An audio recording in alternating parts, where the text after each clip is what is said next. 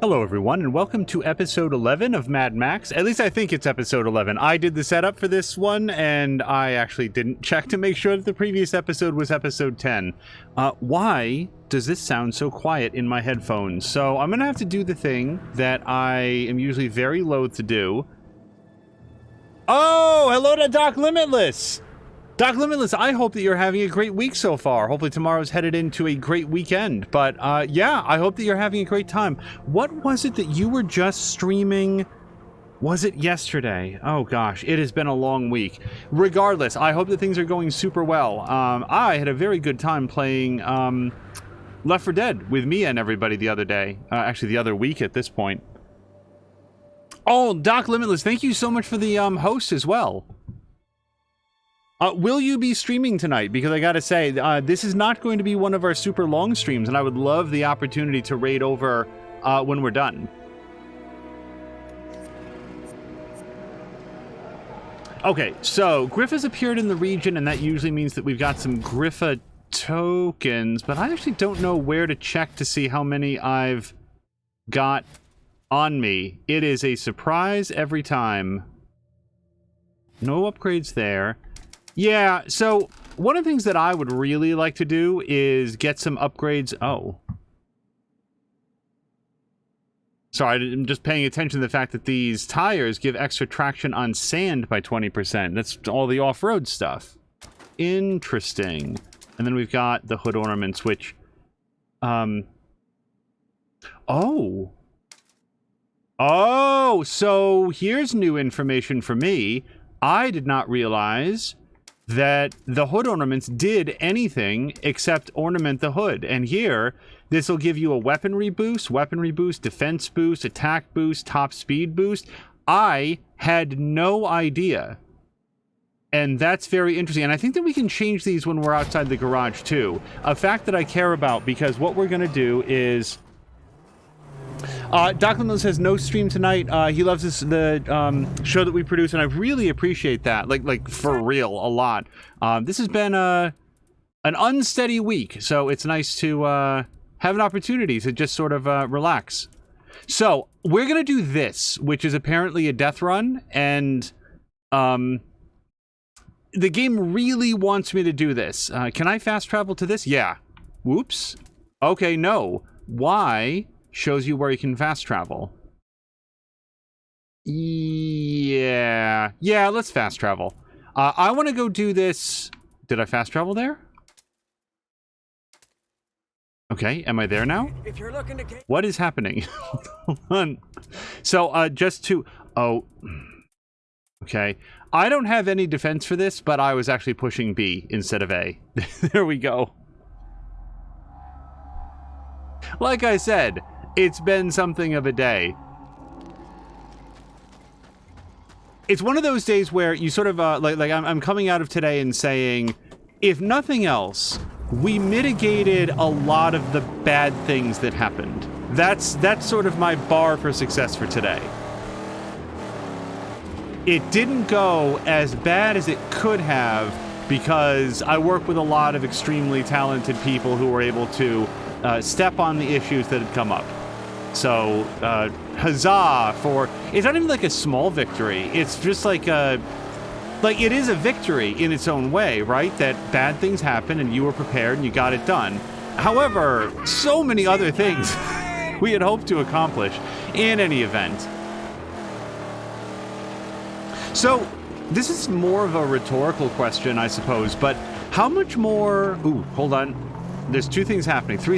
First of all, Griff is over there. Secondly, kind of spun out. Thirdly, I want to give this person some water, because I'm going. I have infinite canteen. Refill it anytime I want. Yeah. But don't be long. Some water, please. Go on, here you go. Uh-oh. I don't like the sound that I hear out of the left earphone. Oh, cool, he's just on his way. I'll remember this. Oh, I don't think they're going to remember it as long as you might have hoped, Max. We were well into that animation before we heard any engine sound, so I actually take no responsibility for that. I guess we'll do car combat because they don't seem very interested in getting out. Nope, nothing to... Oh, there we go. Yeah, man, pull that off. Next one goes in your skull, buddy.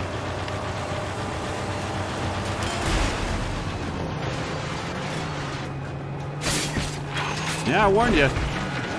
Okay, but this is not the way to drive. Yeah, so, gosh, a couple of weeks ago now at this point,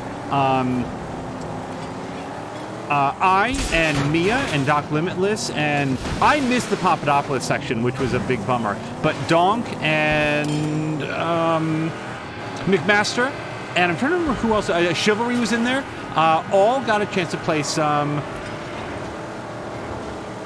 Left 4 Dead 2 together. And it was, among other things, my first encounter with like any of the Left 4 Dead 2 maps.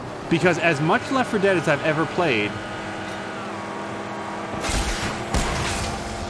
I'd never played Left 4 Dead 2. It was one of those things where like, you know what, after I really get out as much content as I possibly can from the original Left 4 Dead, then I'll always have the sequel to look forward to. But turned out, actually, sort of ran out of people that were interested in playing the original Left 4 Dead. So over time, I just never went back for it.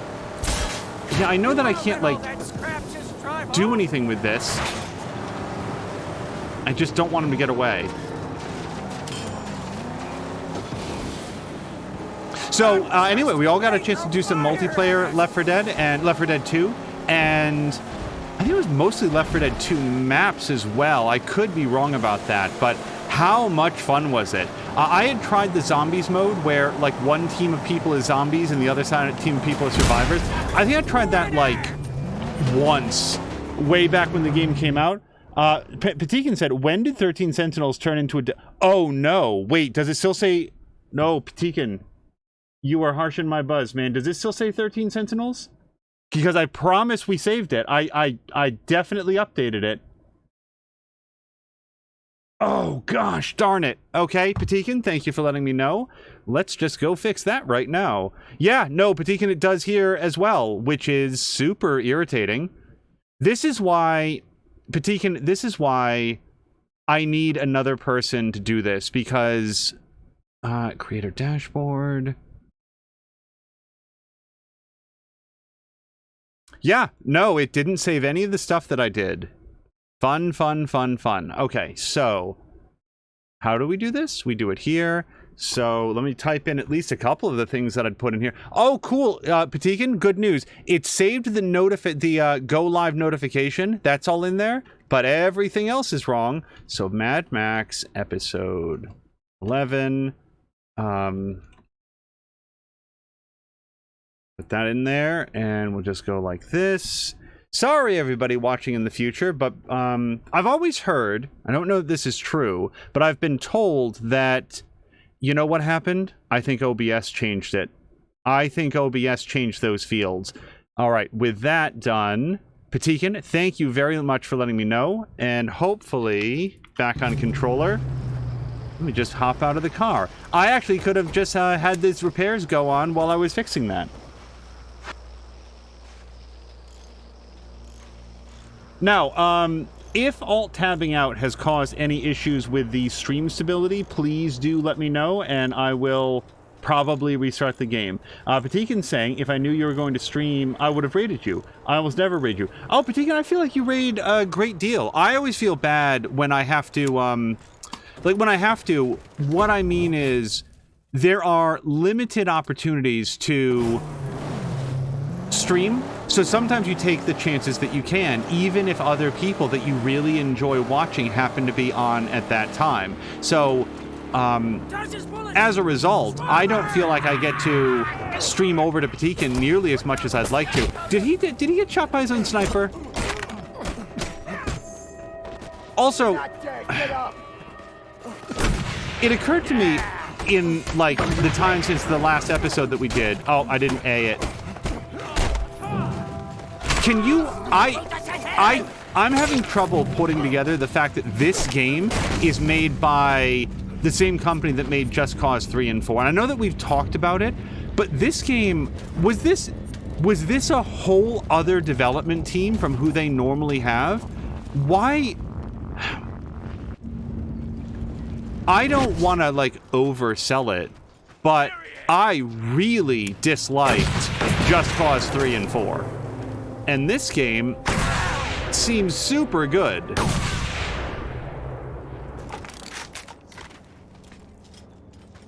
Well, Patikin, for what it's worth, you and no one ever needs to feel bad about how much they do and do not raid to this channel. We appreciate all of the raids that we get, and I wasn't 100% sure that we were going to stream. We were lurking in your chat, but I need to be very careful. Patikin, for anybody who's watching this, is doing a full-length 100% playthrough of Assassin's Creed Valhalla, which means that every time they release some new DLC, he jumps back in and advances the story. And I'm very much looking forward to when I play Assassin's Creed Valhalla. Hopefully Patikin will be there and we can revisit some of these story beats together, because I've had to miss out a lot of awesome Patikin streams so that I can remain unspoiled so far. So Patikin, let me ask you a question about Assassin's Creed Valhalla, and we'll work to make sure that there's no spoilers to it. But generally speaking, if you used whatever level, what's the phrase I want to use? Like, level scaling options there are for enemies so that they sort of remained at your own level. And all you did in Valhalla, let's just say that somebody decided, all I want to do is I want to do the main story and that's it.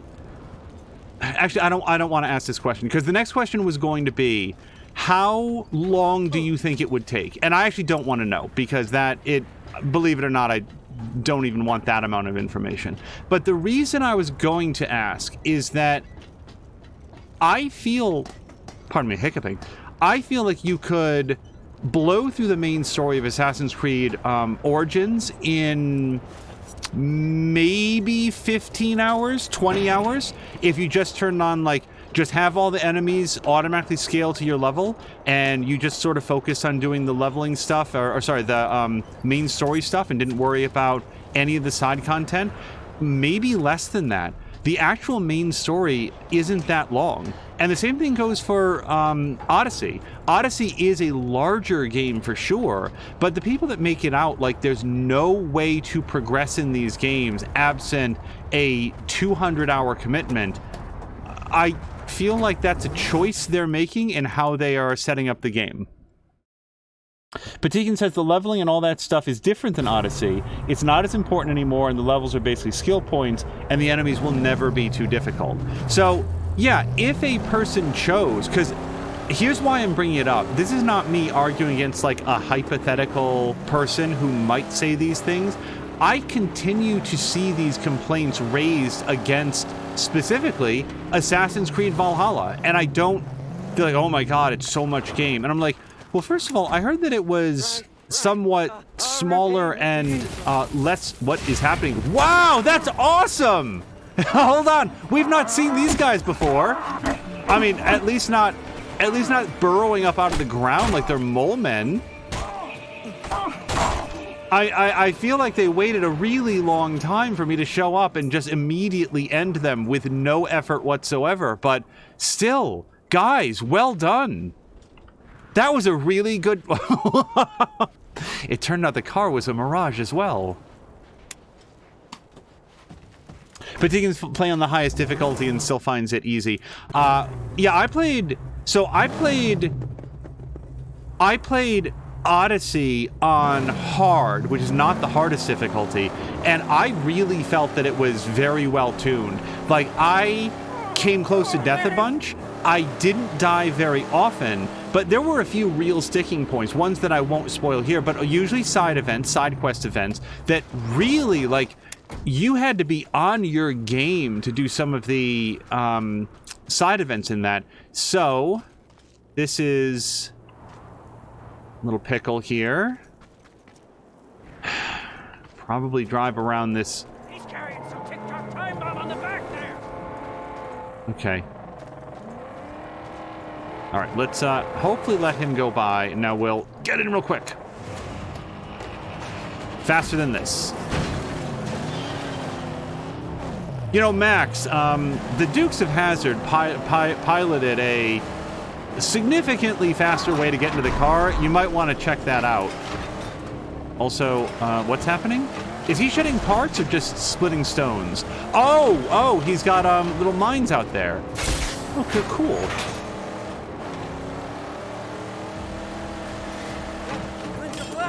Oh. Okay, since we're both here, can we do this by hand? Look, I've even got something for you.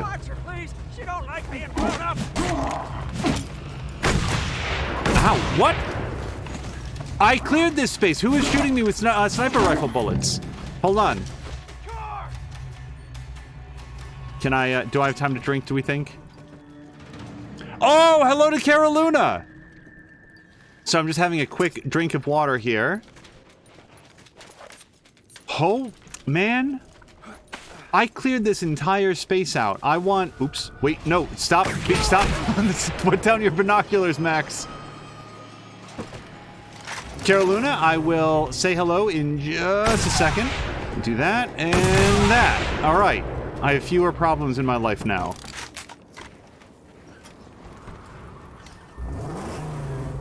Okay, since I've already alt-tabbed out once and we're sort of eating the consequences of that, just give me a few seconds here because I'm always a little bit nervous about doing the, Hold on. Doing the, yep, here we go. That's an awesome echo.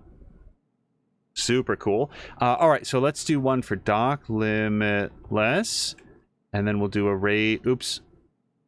Uh-oh. Okay, that was a raid, not a shout-out. Thank you. All right, let's do this a little bit more. Like I said, it's been a day, you guys. Let's do this for Inner Tooth as well. We'll do one for Patikin and one for Caroluna. I'll probably throw some more in there as we go.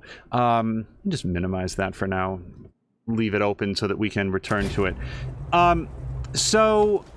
Oh, that's just the car, is it? Yeah, I don't care about the car. Have we heard from Tashir? I've seen Tashir on... Okay, let me rephrase. We have heard some more from Tashir, and people who are watching the Mad Max streams in particular, this has been a source of conversation in the last couple streams, because I was very, very concerned for... you know, when he took ill, but then he was able to go see a doctor and get tested, and I don't know. So here's, I guess, the question that I have. Do we know if what Tashir has is pneumonia? I saw the latter. Was it pneumonia, or is it something worse? And also, do we know if he's... Oh, I can't get up there from here. I do see a ladder, but it didn't go as deep as I'd wanted. I just hope that he's doing okay. Drienne says, it's odd that your go-live announcement still said Aegis Rim. Yes, Drienne, I think that we did figure out what happened there. I think that OBS sometimes lags behind. Like OBS Studio, at least, sometimes doesn't pick up the new information, and it will overwrite it with the old information. It's a fun little quirk of OBS, and this time I must have missed it because I did the stream setup myself, and it's more information on why I should not do that. So I don't know how we're supposed to get in here, but I'm gonna go down this way, and then we'll figure it out. But Drienne, it's great to see you. I hope that you are having an awesome Thursday. My Friday is not going to be as much fun as... well, I'd like, but then again, which Friday is? Mom, Dad, if you read this, I want you to know it wasn't your fault. I just can't live with what they did to me. Yikes, okay? Alright, we'll let that stand for itself. So, was there even a different way up here? And there is now, because I just kicked down the ladder, but yeah, there's no other... Interesting. I thought that I'd come here and find, like, the secret passage that would go through the mountain. But, no. You had to drop in from above. Oh, yeah, Drian was asking which OBS. It is Streamlabs OBS, which is used because it lets us have the bot that does shoutouts and stuff. Jab is saying, received a whisper from him this morning. Said it'll be September before he can stream with his infection, so maybe neither. That is bad news. Hello to Rickety. So A, Jab, thank you very much for the update. B, when neither, was it, oh, that it might not be pneumonia or COVID. Well, I hope that he's doing well. Drian is saying the stream elements will give you a bot to do that as well. Maybe that'll be the next thing that we should look into. I will say, for the quirk that I just mentioned for Streamlabs OBS, usually it's caught. In fact, every other time it's been caught before going live. This time I was just in a little bit of a hurry and overlooked it. So I think that it overwrote the stream name and the game category with the old information. Usually that's resolved by simply like closing it and reopening it. It's the sort of thing that'll probably be fixed in the next patch. We are boosted into glory. But yeah, with what we're talking about with Tashir, I think I'm just going to overland this if I can. Is this going to be up on the hill? This is definitely going to be up on the hill. I don't actually know that, but I'm just going to play it safe. Just in case that what looks on the map like just a squiggly line is in fact like going up an incline. This is the only way to get there. But yeah, the interactions that you have on Twitch, or I imagine YouTube or Facebook or Twitter or whatever else, they are with real people that have real problems they're dealing with, successes, things they're proud of, things that they regret, things that they'd like to change.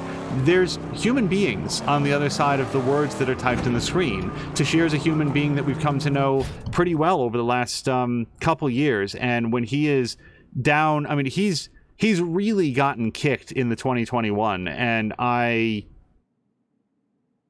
just really feel for him, and I hope that he starts feeling better really soon. Like, he was without power for multiple days, and like the AC was out, so here he is trying to recover, and it's just like a hot, humid nightmare where he is.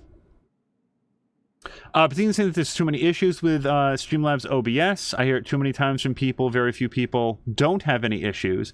Carolyn is saying also bots are not related to game capture software in theory. Oh yeah, it's just sort of like it's the free one that comes with the software. There's other ways to achieve it. This just seemed like the most convenient one. And honest to God, it was, we wanted to be able to shout people out. We wanted to be able to like show people like, hey, this is awesome. Thank you so much for coming.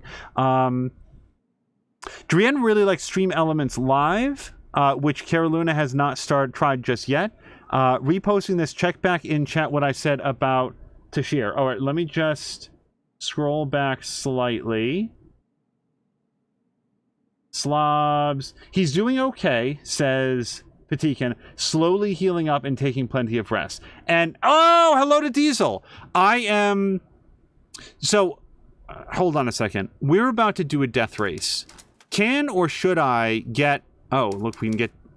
Okay, so I don't have Big Chief, so I can't do that. But I could do this. Sure. Okay, and that unlocked... Oops. That unlocked this. More acceleration. Yes. Followed by... Oops. Sorry, it keeps going out. I feel like I'm, like, it's not a bit. It keeps going out, and I'm pressing A to increase the standard V6 acceleration by 100%. And you might be wondering, wait a second, why didn't you have all of that stuff installed there? Well, as far as I can tell, if you want to have one of the Archangels piloted, we're looking for actually the very first one, the Jack, yeah, ready to be built. So I would need to undo those changes to technically have the Jack. So that's why that is. Let's increase our top speed for a while. Yep. And more tires. Tire traction on asphalt by 15%. Overall tire traction by 15%. Yeah, let's put that in there. I'm going to prepare for this race. Suspension. I already got good suspension. Boost. Oh, yeah. Yes, please. Look how much scrap I haven't been spending on the car because I've been waiting... Oops. I've been waiting to unlock more stuff. Alright, what's this? Rims? Oh. Yeah, man. Give me some barbed wire. That's everything there. Border spikes. That's right. I was kind of technically saving up for this. Sure, let's put on some border spikes around the whole body. So, here's the question that I have. Should I now... Is it now not worth putting on the other border spikes? Because that's on the back specifically. Yeah, I don't see any spikes at all on the back, so let's put that on. Is that in fact new? Or does it... No, it replaces the better set. So, probably not money well spent, but that's okay. I've got plenty of scrap. Innertooth uses the Streamlabs bot, but the offline version of it. But Deacon's saying, isn't the Stream Elements thing an add-on to OBS Studio, or am I thinking of another thing? I know OBS Studio has an add-on for a bot and overlay site. Drian saying Stream Elements is to OBS what Streamlabs is to OBS, but a different plugin. Okay, so Drian's further clarifying they're both OBS plugins. Carolyn is saying the user-friendliness is a good part of why I chose Slobs. It also asks you for your game description before you go live. OBS doesn't, or at least didn't the last time I tried it. Yeah, and Carolina, that specific point is where I like caught us here because it just didn't pick up on the new change. So I have one ornament that gives me a top speed boost. Can I get another one that I put onto the back? Oh, a handling boost. Actually, I'm perfectly comfortable with that. All right, let's do a death race. I probably need to get out. Now, we're doing this because the map does not stop reminding me that this is here. My tracks have been so quiet of late. Come stir the dust. Come bring the hate. Oh, this is not a race. Destroy a barrel at every checkpoint. Apparently there's a storm happening in the background, and I just got knocked off the thing. Destroy a barrel at every checkpoint. Sure, let's give this a shot. Oh, we're not even piloting my thing. Well, this one has a whole bunch of stars on it. That seems promising. Sure. Drin says, nah, they're very much the same, just different people making the plugin. I prefer the way Streamlab Elements is set up over Slobs is to set up. I find much of it more user-friendly. Hey, remember all that scrap we just put in to the vehicle that I mostly drive in preparation for the race that we're not doing? Okay, can you get the hell out of the way?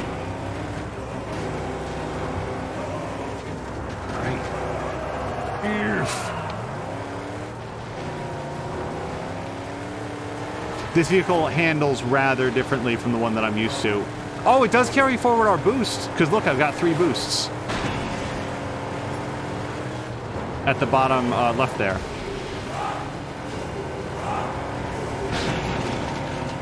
Also, slight question. Do you suppose you're allowed to bash all the barrels at a checkpoint so that nobody else can barrel bash, and then you win by default? Because nobody can claim that checkpoint? Probably never going to be enough time to try, but I'd enjoy trying. Oh, sorry. I was paying more attention to the objective and not where the path is going. Because we can't hit the checkpoint, the barrel checkpoints, if we're not on the path.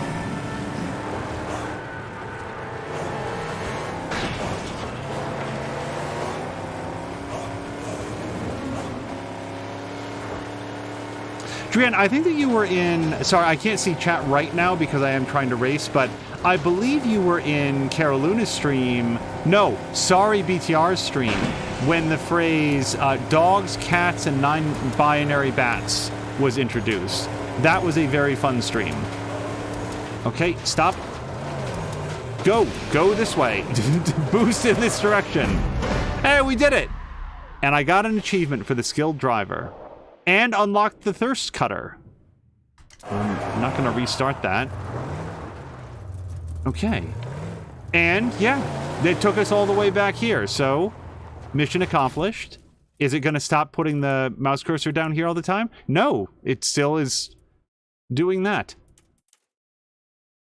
Oh, destroy the... Yeah. Okay. Sure, let's go do that. I mean, I want my regular vehicle, please, but we'll go do that. Reminiscing also of the overlays. So, I will confess, overlays and transitions are a nut that we have not cracked. It's the sort of thing where it would be... hold on. Wait. I have no health. Going into the base here refills the canteen, but not the health. So just give me a few moments here. We're just going to drink up, go back in and get an instant refill on the caffeine, on the canteen. We'll be able to move forward.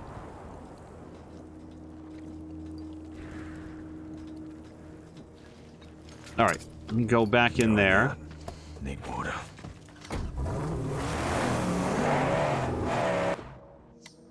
I heard of you. And now we can just immediately leave because, wait, no we can't. My canteen didn't refill at all. So is there a timer to it, which there might be, or do I not actually have the canteen at this location? You'll see how much I care about the answer to that by the fact that I'm not even remotely going to go look.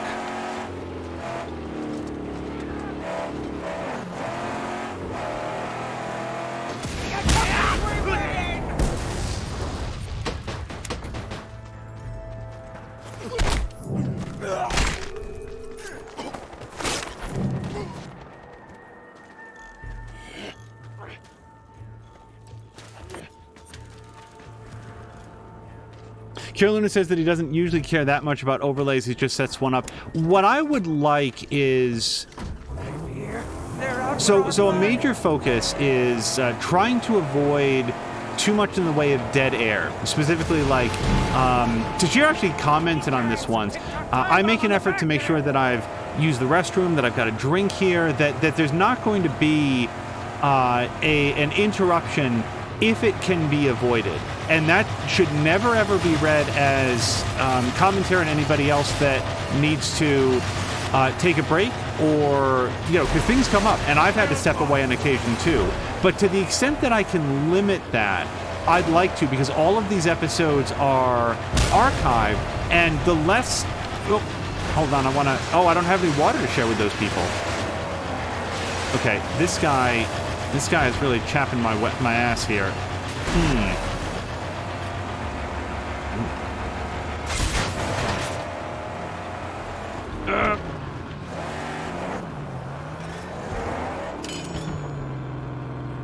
I totally bead.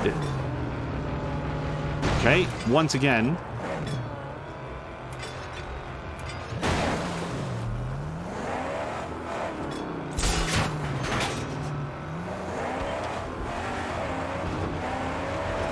I am technically trying to follow this green line. There we go. All right, I should put an end to those shenanigans.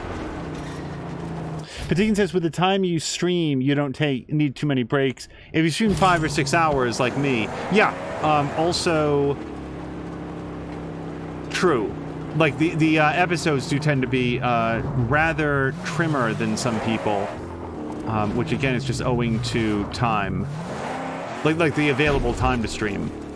But what I was getting at is, nonetheless, it would be so like. Having a cool transition to like a be right back screen, or like a stream ending soon screen, that's not something that's been a super high priority, but it would be great to have in place, especially during something like the Extra Life Marathon, where, like, you know you're going to be going for like 8 hours or so, and it's like, okay, if I have to get up and, you know, stretch my legs, get a drink, whatever it's going to be, you know, just a quick 10 minutes to get back into the game. Having a cool transition is handy. I gotta remember, A to do the ground, you know, seize your weapon reversal. Alright, activate bomb. Okay, does that set off a timer? Is this like a, free space? No, descent. Like a descent situation where I gotta outrun the explosion to get out, or do I get to take a look around? kind of a fixer-upper. Not too much to see here.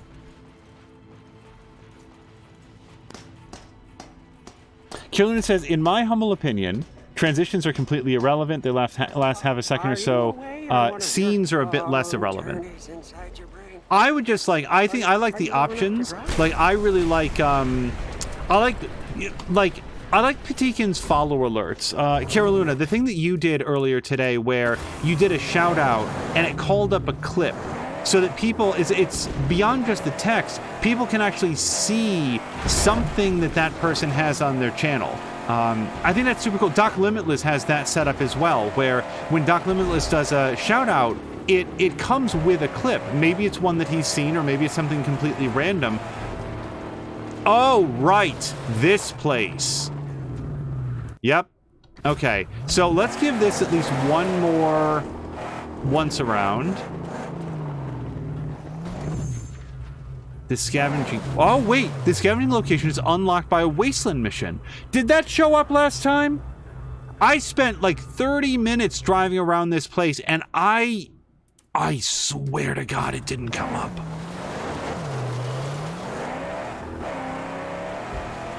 Drienne says, I really don't like the ones that actually play the clip on the stream. And Drienne, Caroluna was asking how so. I will say that, you know what would be awesome if, okay, so here's what I was about to say, and then it immediately occurred to me why this wouldn't work. What I was about to say is, wouldn't it be awesome if that feature became so prevalent that people could actually, like, there was actually like a flag, a check mark you could put on certain clips to, you know, heighten the odds that they would be the ones that actually got shared. That'd be pretty cool to make sure that it sort of focuses on, like, the punchiest, best stuff. And then it immediately occurred to me that people would game that system. They would exploit that to put up clips of just bad clips, not even necessarily clips of their own. Like, they would get stuff uploaded. It would get exploited immediately. So, yeah. It's the internet. If you can't think of some way for somebody to make it gross and inhospitable, you haven't thought it through yet. Granted, some clips are straight up spoilers. Oh, that's a good point. I hadn't thought of that. Some clips are very specific and not a great representation of the stream, etc. Those add-ons will select randomly from all available clips. I have, sometimes when it's come up, I've been like, oh no, that clip, like, some people, when people make clips of the stream, so many of them are so good, and it seems like some of the ones that, at least, you know, some of my favorites, some of my producer favorites, don't ever seem to make it into those randomly selected ones, and it's like, they're not bad clips, but they're like a little bit drier, or worse, a little bit bluer. Like, I'm just like holding forth and like super swearing about something, which isn't usually what's happening. I thought you wanted to know nothing more of yourself. What year is it? I don't know. How old are you? I don't know. I'm here. That's all I know. And where is that? Hell. That's how it feels. And that's where you are, my friend. What was that about the plains of silence? I'll search them out. And cross them in. Did I not tell you? We're already there. On the boundless plains of silence. Look again. 11. Okay, so here's one thing I would like. Acquire more water is nice. Can I acquire... Oh, and that as well. Can I acquire the ability to gain more health from drinking water? I'm gonna do that as well. I guess not. It's just more food. All right, well, let me do a couple of those. More ammo. Fury mode. More damage. Less fuel. Yeah, that's one thing I really want to get. And then finally, the more water. Oh, hold on. Can I undo one? Yeah. Let me make sure that we have maximum scrap all the time. Hello to Ricardio! Ricardio, wasn't it fun to watch Mia encounter Lifeless Planet for the first time? I did not know that Lifeless Planet was the first game that Ricardio had ever streamed. I didn't realize that that was like a true fact, so that is very neat to see her get to... Oh, and hello to Mia! That was a very, very fun stream yesterday. I knew of Lifeless Planet. I have never actually seen it before. So it was fun to get to discover that alongside Mia. Drin is saying, I programmed it into a custom shoutout command in the Stream Elements bot. However, it's not for every streamer. I have to make each one for my streamer friends that visit me. Oops. I also don't want to just any streamer who I've not watched and seen the nature of their content to have their content played on my stream. There are plenty of racist, homophobic, and otherwise toxic streamers that may raid over or something. Yes, actually, that's been a topic of conversation in the broader community lately, that exact problem.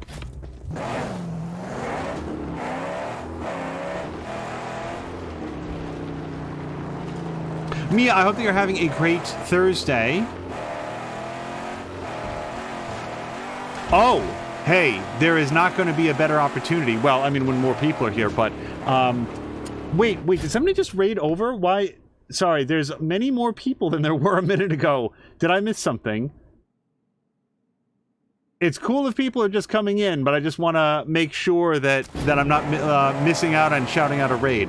So, if anybody is not aware, Mia has guested in general on 2 episodes of Kyber Shards now, which is the Dungeons & Dragons actual play that's being run by Philip, who goes by Summerhawk Online. I'm gonna get some water over here. Yeah, the DM is Philip, but it's with the Geek Pantheon. It's with Casey and Sorry BTR and RA, and they're all playing a big Dungeons & Dragons campaign in the Eberron setting, which I really don't know at all. I sort of know of it, so I'm familiar with it in the most baseline possible way. But Mia had a chance to be on the stream. Oh, okay, so you cannot... That's the way that I learned that you cannot interrupt a loot animation that you accidentally did with a counter animation.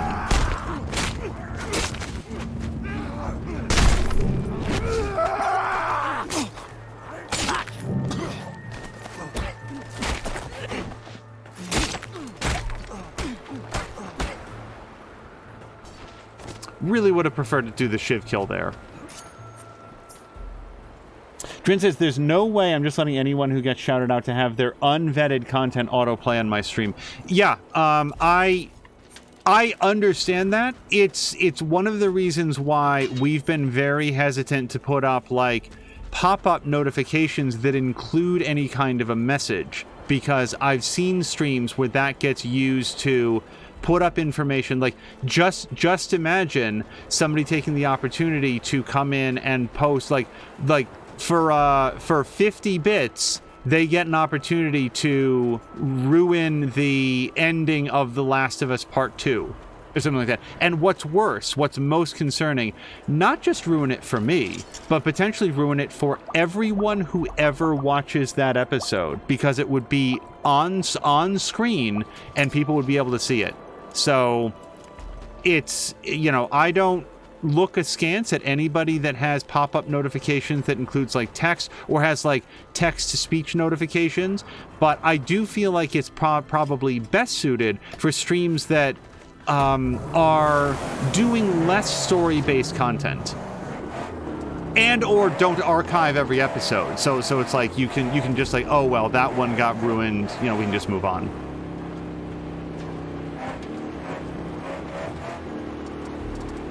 Yeah, Patikin is taking note of the decision to loot in a fight. I'm not gonna pretend that I didn't think that I could loot. I thought the animation was shorter than it was, and I was thinking to myself, oh, this is really gonna cheese him off if I rifle through this guy's pockets while they're winding up their punch and then I block it. It would have been so badass, but alas.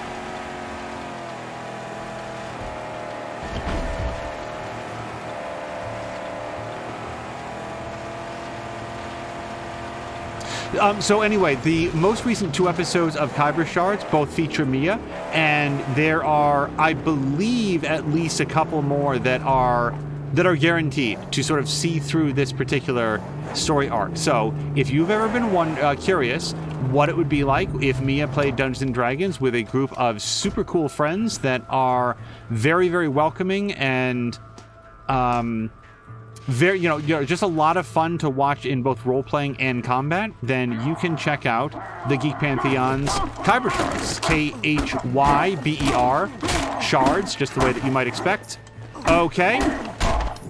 Don't really think that should have broken my combo. In fact, I'm pretty mad about it. Oh! I don't think we've gotten that specific one yet. Oh, Mia, thank you so much for the Kyber Shards link. Ricardo, you're saying agreed. Intertruth says, by the way, spoiler, they made a movie about this game. I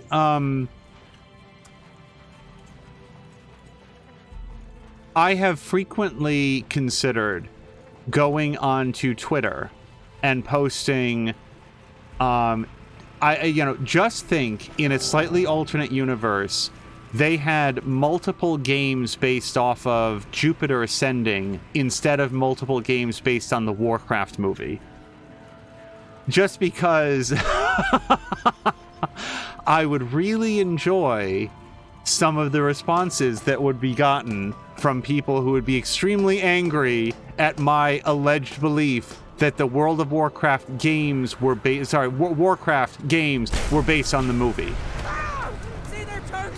However, the reason that I have not put that up is, even as I say that, like, that would be kind of amusing to me, but I'm so over Twitter shit posters. I'm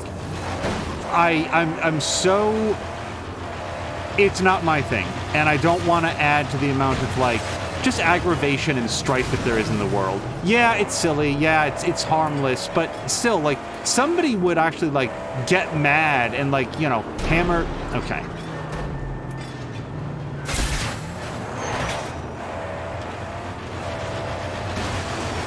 Why increase other people's aggravation? It's not that entertaining. I'm not even sure it's entertaining at all. But it's occurred to me to do, and then I've realized, like, okay, so... Come on, chum bucket.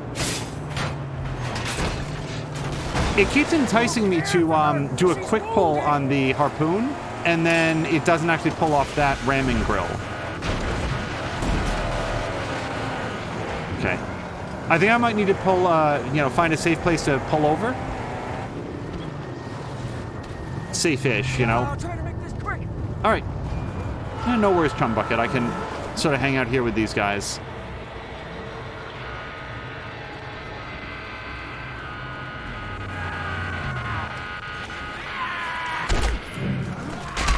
Let me try that again.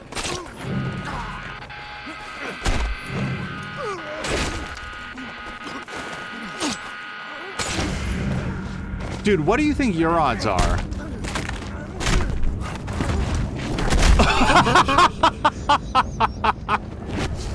I understand that was a random animation that wasn't actually him pile driving this man's head into those metal spikes, and yet it's what happened, so I'm gonna call that canon. That would have done more damage to the truck. Intertruth is saying Earth is flat is a good example. Yeah, so let me ask you a question. Well, it's probably maybe a rhetorical question, but, like, flat earthers, that started as a joke, right? Like, that didn't start with people who actually believe that, but now there are people that actually believe that because there's nothing on the internet that can be a parody that is immune to becoming serious. Patigan saying, since we were talking about overlays earlier, I found something nice, which is a Twitch extension. You know those extensions that show on right of the stream when you hover over it, where you can click to open? The one I'm using now shows all the info and links to official sites about the game that's being streamed. Patigan, that does sound awesome. Yeah, Patigan, if you have a link to that, that sounds very neat. Because you know what makes it so neat? The whole idea of this channel here is, hey everyone, let's check out a cool game. Sometimes there'll be games where we get to talk a lot and discuss different topics and, you know, movies or whatever, television shows, current events, stream overlays, like Mad Max here. And other times it'll be a very story-intensive game where we get a chance to really dive into the narrative and talk about the characters and the narrative choices that are made, have hypothermia debates and stuff. And that's all, like, it's... But it's always in service of, hey, this game is pretty cool, and it's sort of the thing, you know, there's fun conversation to be had, but it's frequently in, you know, sort of as a not a backdrop, but an accompaniment to, hold on, we're still missing something here, a history relic. It's one part of the recipe, with the other part of the recipe being the game that we're being played. So I love the idea of somebody coming by here and being like, hey, what's this stupid, what's Mad Max? What is that? And to be able to have like an automatic link that'll take them directly to it. All right, so we've got pictures of horses. Dude, you better come pick up these fucking lawn movers. Lawn movers? Up, double click, or it's the glue factory. I'm serious, they can't graze here no more. Signed, Frank. Lawn movers. Freely walking and breathing.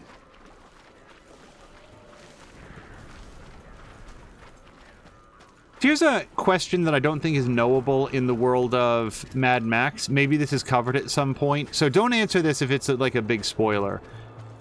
The oceans appear to be like gone, right? Like there's a lot of this landscape that we're going around used to be under the ocean. We've seen plenty of signs of that. It's not anymore, but the whole ocean can't be gone, right? Like the, what is it, the San Marianas Trench? Or is it just the Marianas Trench? That sucker's like miles deep. We're not to expect that like all of the water in a mile, and then again there's the ocean itself, but like the Marianas Trench is like miles deeper than, it's like the deepest place in the whole world, at least as far as I know, and I'm probably wrong, but it, like, that still has water in it. It couldn't have all evaporated. I don't know, I do not know the backstory of Mad Max. I do not know why the world is like this. It does seem, and this is sort of striking home on a day like this in particular, it must be extraordinarily humid in this world. Like that's the condensers, the fog catchers or whatever they have to get those little basins of water.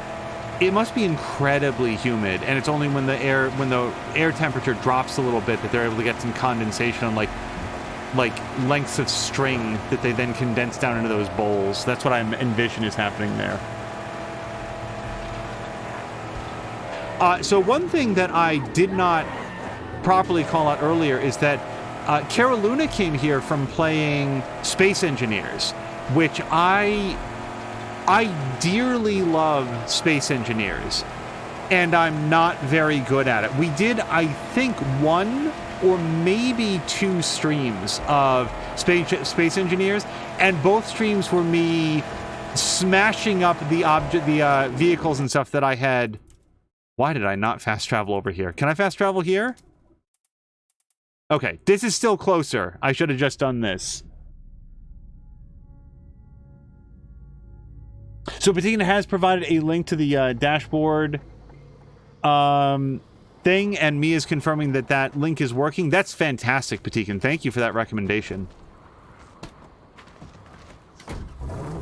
Yeah, Space Engineers skews pretty far from the type of game that you normally see streamed here, in that there's no story. I'm not convinced there's any sort of like real objective aside from the one that you might choose to create for yourself. it is a completely open sandbox world with fairly minimal, like not non-existent, but fairly minimal like threats in the world. There's space pirates or something, but they in my experience mostly seem to leave you alone unless you load up some patches to draw their ire. And aside from that, it's just figuring out how to harvest resources to build increasingly complex machines of your like entirely of your own design that you can then use to harvest more resources more quickly. And because there's no story and there's no characters, there's not a lot of like there's no narrative hook to it at all to latch onto. And yet I went weeks deep into that at one point. I really dove very deep, and it would be the game that I would play to like de-stress after work and stuff, and had a very good time with it. And now Kara Luna's playing it. So by all means, check him out. Now he seems to have a lot more experience with Space Engineers than I do, in that he was like, oh, look at all the stuff that's changed since the last time that he played, but I guess he went pretty deep into it before. Kara Luna is saying, some of the pre-existing games contain scenarios you can do, but not really a story as such. Yeah, and I feel, and I could be wrong about this, but I feel like the pre-existing scenarios are mostly just like different starting conditions. The one that I went the deepest on was, I think it was called like, Crash Pod or Lone Survivor or something, where the game starts with an ejection seat. Like, it's you in an ejection pod, presumably leaving some larger craft that was destroyed, and crash landing on the surface of a comparatively hospitable but barren land, like uninhabited land, we'll say, and trying to figure out how to use your tools to survive. Eventually get back in space, harvest additional resources, make sure that you can build some weapons and stuff to take care of the... I'm looking for the entrance. There it is. There it is. And it is a very, very neat game. But yeah, as Carolina says, yeah, no story as such. Speaking of no story, so... we have now officially finished the original run of the network run of Twin Peaks. All of Season 1, all of Season 2, up through the big finale, such as it is. And I think I talked about this a little bit during the last Mad Max stream. My apologies to anybody who really engaged with Twin Peaks, who loved it all the way through the second season. I can just say that show is not for me. I have some positive things to say about the first season, and virtually nothing at all positive to say about the second season. The actors seem like they're nice people. My number one takeaway from the second season of Twin Peaks is I hope that the people that made it enjoyed their time making it. I hope that they had a good time. I hope that they came away with a lot of fond memories that they cherish, and great professional working relationships, and just overall liked working on, liked being in the world of Twin Peaks, because something good had to come out of it. It definitely wasn't good television. Oh, and hello to Samalander. The big we wanted another season. I'm having fun snarking at it until it makes me rage. Yeah, that's a good summation of it. The life and times of Twin Peaks. It is so very early in Twin Peaks. Very like the first episode in Twin Peaks. A high school student has been murdered, and there's a scene near the very beginning where the police, or more specifically, I think the FBI has arrived. I could be wrong. This could be before the FBI has shown up. But the police go to the high school to interview her classmates at the high school. As far as I can tell, they do this without notifying the parents. There's no parental consent. There's no scene of anybody saying like, "Hey, these are minors. We should probably notify their parents, and maybe make sure that there's a lawyer present to protect their rights, as well as the the liability of the school. That seems like it would be fairly important. And those topics just don't come up. And when that happened, I was watching on the screen and thinking to myself, this doesn't seem like the way a police investigation would work now or in the 90s. Like, that's just not how it goes. Oh, see, again. Hey, take a swing at me with your weapon. I really want to do the reversal real quick.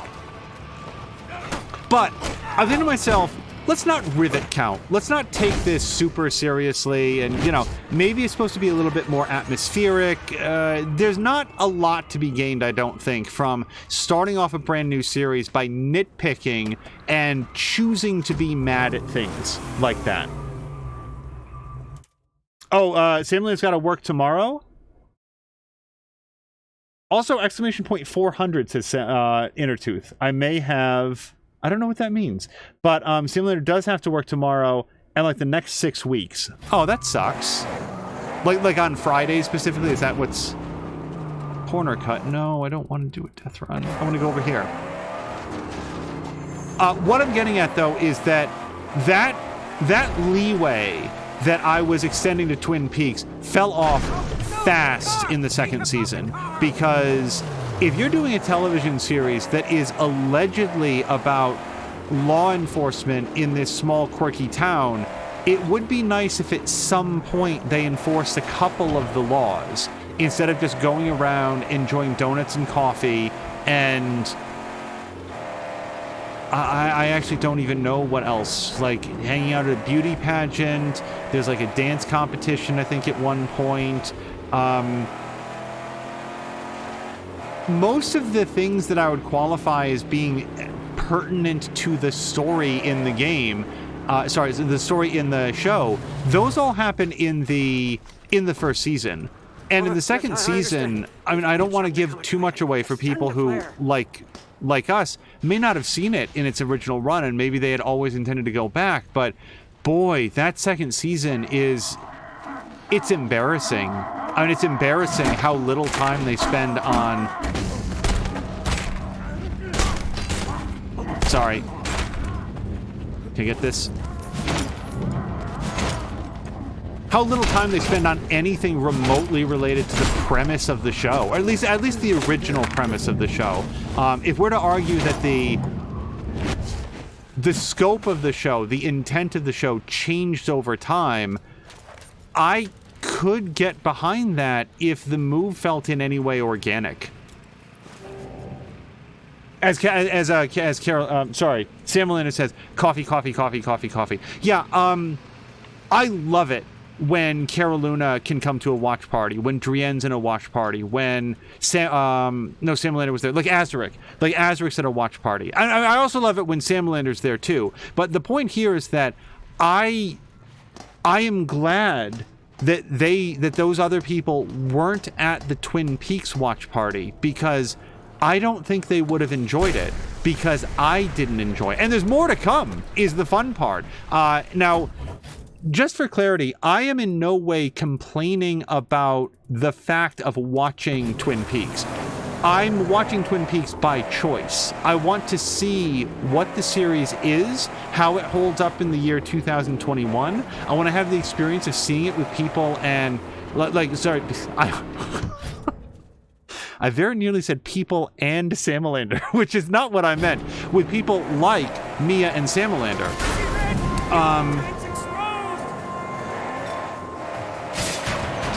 Yeah, whatever. It's like 7 scrap on that thing. Let's get this guy instead.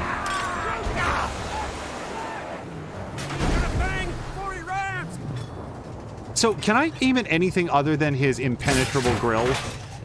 Nope. Alright, I deserve that. Oh, but what I was saying is that my choice to watch Twin Peaks should not be considered a de facto endorsement of other people watching Twin Peaks, because I can think of maybe 2 people I've ever known that I think might embrace its particular style of weird for weird's sake. No, aim at this thing. So, get your gun up, max. It's going in super slow motion, but surely you can shoot something on that before it hits you? Yeah. Yeah, that worked out okay. He fired twice because I double tapped, but...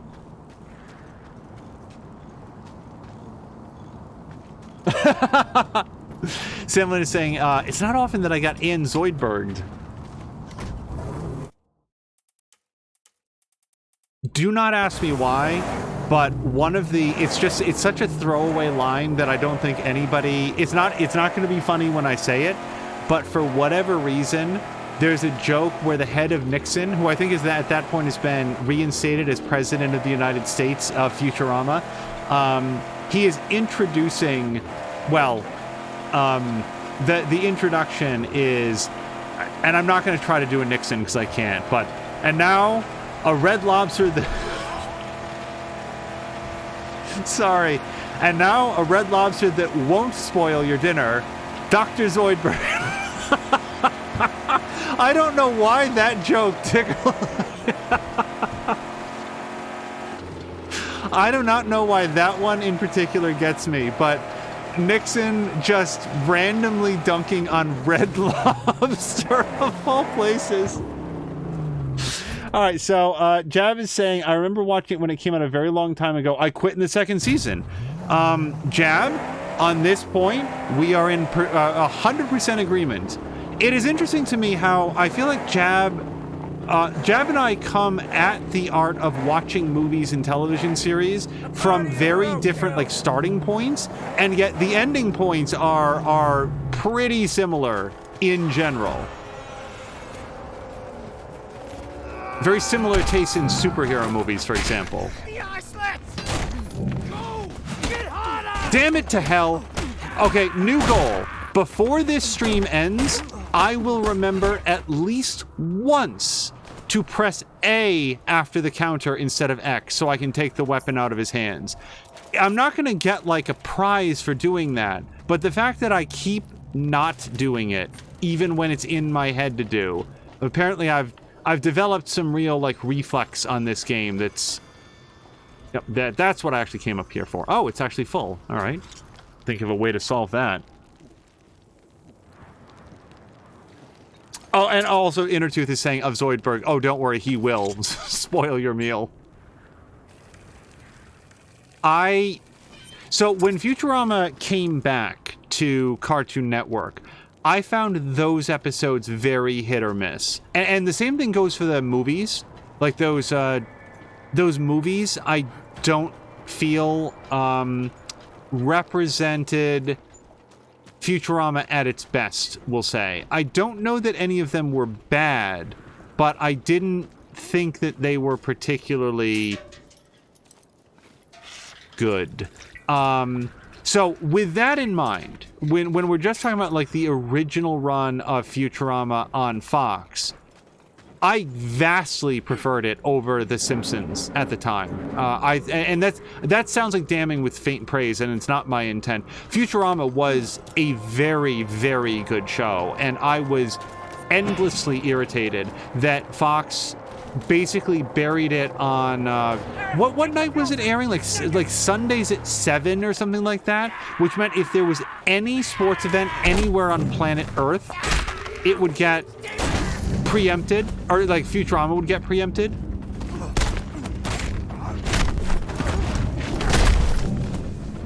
That's how I feel about that too.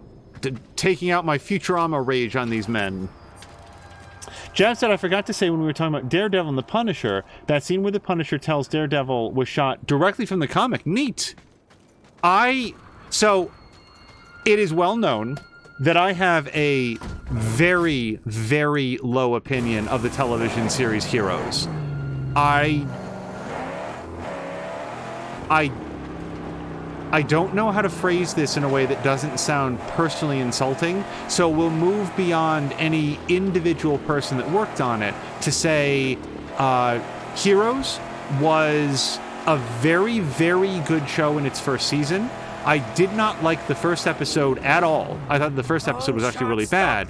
But NBC did a very, very smart thing with Heroes, where after like 4 episodes had aired, they re-aired all 4 episodes on one night in a big like 2-hour block with limited commercials. And that was how me, my producer, a couple of friends were like, all right, we've heard good things about this. Let's give this a shot. Because I'd watched the first episode when it aired, and I couldn't stand it. But all right, here it is. It's going to be re-aired. Let's see what all this is about. And by the end of those 4 episodes, I was hooked, and we remain hooked all the way through the first season. And the finale of the first season of Heroes. Wait. Let me pause on this recounting of Heroes, because it actually goes directly to what Jab had just said.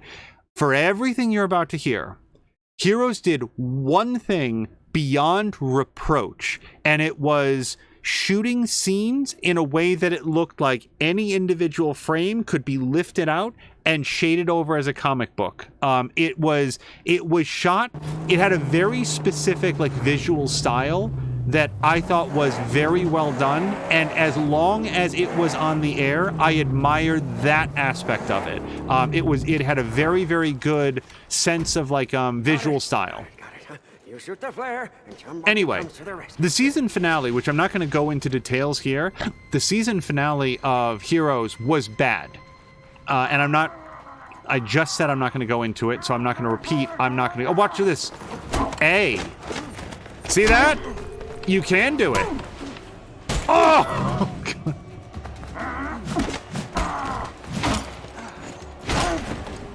Melee execution.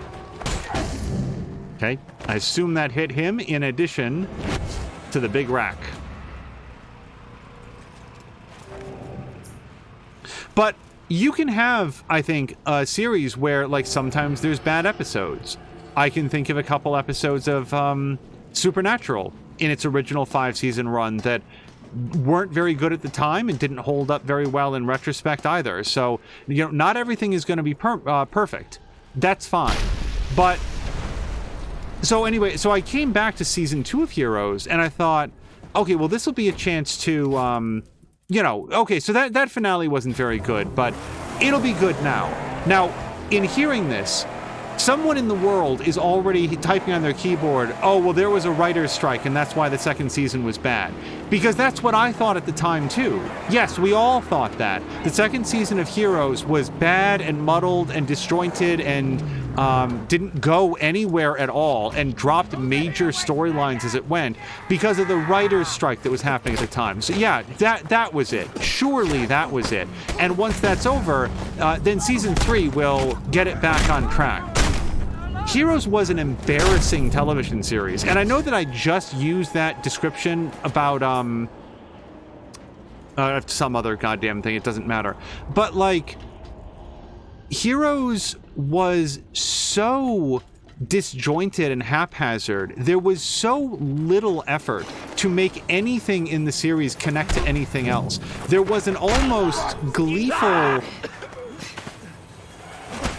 focus. Like it was almost like an intentional like mandate that every 3 or 4 episodes, every single character in the series should just radically change whatever okay, I was gonna say I really want to counter that. Every 3 or 4 episodes, every character in the whole series should just randomly pick a new personality. Irregardless of what they had been doing or saying or claiming that they wanted, they should just suddenly be completely different people. Played by the same actors, usually, not always, but usually possessing the same signature superpowers, but everything about them would just be, like, randomly different. Like they were rolling on a 20-sided die every few episodes to decide who gets to be the bad guy this time. And the longer that went on, the more clear it became that it wasn't the writer's strike, and it wasn't, you know, an inconsistent airing schedule or anything like that. It was just bad writing. Oh, and then the latest myth came out of it. Hold on one second. Baby, I asked Hector to give you this. My family needs to get out of the city. We got an uncle and a farm and all that. Just things are Just things are drying up here, literally. People going crazy. I can't risk the kids. You know I love you more than I can say, but I gotta go, baby. It's not about love, it's about surviving. Signed, Milton. Wait, who was baby? So Milton just, like, bailed on somebody that he cared about. I would assume, based on the moniker baby, that it's a girlfriend? Because that doesn't really seem like a wife, but... Jesus, what an asshole. Drienne said... Well, hold on. Jab said... Does anybody have a positive thing to say after the first season of Heroes? Well, so... Okay, let me... read the rest of what Jab said. A director once said, in any season of TV, there are 2 episodes that are awful, 2 episodes that are great. How good a season is determined by the remaining 20. And Drienne saying, not unless it's Sense8, no awful episodes in my opinion. Sam Linder bounced hard off Sense8 and not sure why. I've not seen any of Sense8. I would love to weigh in on it, but I know that Drienne... Like, Drienne, if I say too many people here, let me know. But I believe Drienne, Tristan, and Dre are all really big fans. They introduced it to Mia, who has had only positive things to say about it. And that's, I think, everybody that I know that's watched Sense8, which is not a slam against Sense8. I just... It was one of those things that came, and I had always intended to get around to it, and then it got canceled. But, I mean, we've got Netflix. I'm all aboard for watching Sense8 at some point. I didn't join in the watch parties because I didn't feel like there was going to be shit. I didn't feel there was going to be shit, but we're missing something here. Some scrap. So, let me take a quick run around here. Up.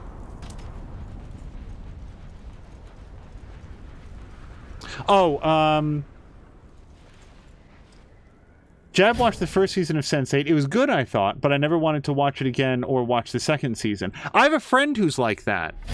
Like, I have a friend, Jab, who's exactly like that. He will watch a series, he'll love it, he'll be so enthusiastic, but never watches the second season. Even if it's good, even if people tell him that he should, he just doesn't. And even he doesn't know why that is. Like, he's like, I don't know. He volunteers. I don't know. I just don't go back to it. I don't think there's anything that falls in there for me. Like, I went back and watched all of The Killing to give you a sense of when I, like, commit to a series. Hello to Psycho! Follow the money in that industry and it makes you wonder why shows drop off. Also, Drienne is saying, since the only reason I can think of for people to hardcore dislike Sense8 are not even remotely within the realm of your character, Sam Lander, I don't really know why it didn't catch you. And Sam Lander says, I don't know if I remember disliking it. It just didn't capture enough attention for me to start watching the next episode. I have, I've certainly had that specific experience with shows. Oh, no, you don't. You should get a combo bonus for that one. Just show me where it is.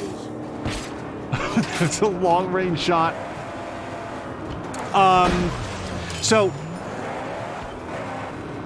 after Heroes totally collapsed, like the ratings plummeted. People were just like they were totally over it. The legend became, oh, you know what happened with Heroes? It wasn't that, you know, what happened is that there were like these 2 new executive producers, and they were like named, by the way. These 2 new executive producers came in and they seized control of the television series from the original creator, and that's why the seasons were bad. There was all of this like infighting, and man, if only those interlopers hadn't gotten control of the series away, then it always would have been good. And lo and behold, that legend continued to a point where Heroes got brought back. Good news, everyone! Heroes is back, and it's going to be called Heroes Reborn. It's going to be a brand new start. Unlock the gate from the inside. So, can I climb over this easily? Oh no, there's no place to go. I thought maybe that would link around on the inside. All right, open it up from the inside. There's an opening. Over there. Big enough to slide through. Big enough to slide. over here. All right. Thank you for the Stay waypoint here. game. I'll go around. Oh, certainly, certainly. Mia's saying of Sense8 that she basically watches with her nose pressed up against the screen. So I'll say a couple things.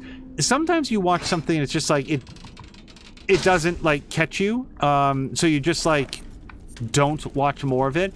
But sometimes you watch something that doesn't catch you, but then you revisit it months or years later, and you're like you sort of commit to it for a little bit more time, and it's like, holy shit, this is really great. I'm so glad that I came back for this.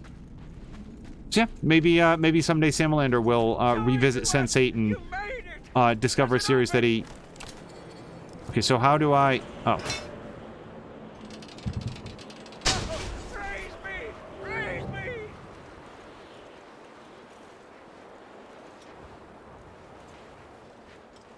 Intertooth, I'm curious if you have seen Sense8. Or Heroes, for that matter. Anyway, so Heroes Reborn came out. Awful. Absolutely awful. I would love to give some constructive criticism here about what was bad about it, but I bailed at sort of like the mid-season break. They did like a mid-season break where they were off for a couple months, I want to say, and I never went back to it. And this was so many years ago that, yeah, no memory whatsoever of like any specifics about it. Just like As you wish. bored. Back. Didn't really engage with any of the characters. It felt like there was a lot of... Oh. I thought I was supposed to find a way through this gate. No, I'm just supposed to drive left. Psycho says there's definitely a more authentic feel to creators that don't have many production companies get involved in their work. Also, some that show they can work and communicate well with those production companies. And, like, that's another thing. I am very glad... I really am, that Heroes Reborn... Oh, tread carefully. There are buzzards in this hole. That Heroes Reborn was released, that it came out, and that I had a chance to see it. Because if not for that, I would be saying here, right now, oh, it was those executive producers. Like, I full-on bought into that theory. And it wasn't until Heroes Reborn, that was allegedly made and created from start to finish by series creator Tim Kring, that I was like, oh no, it's just bad. It's just bad.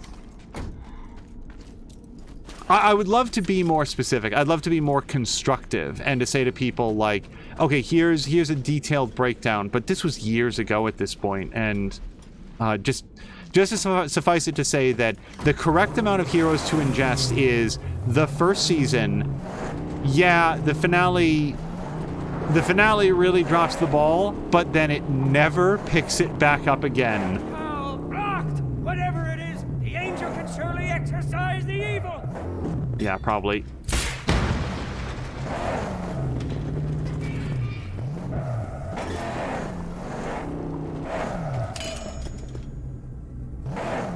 By the way, I don't know if Ricardio's still here. I hope he's having a good, Can you please get out of the way? Ugh. This is shades of Mia's barrel from...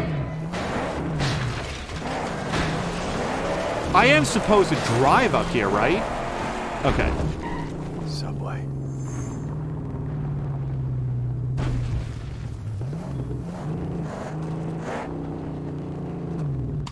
By the way, did anybody have Mad Max Dungeon on their stream predictions for today? They're here.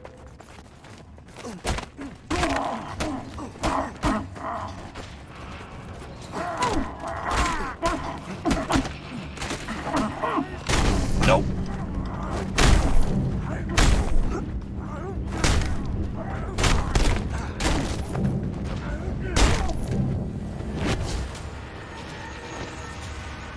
Oh, Ricardo is here.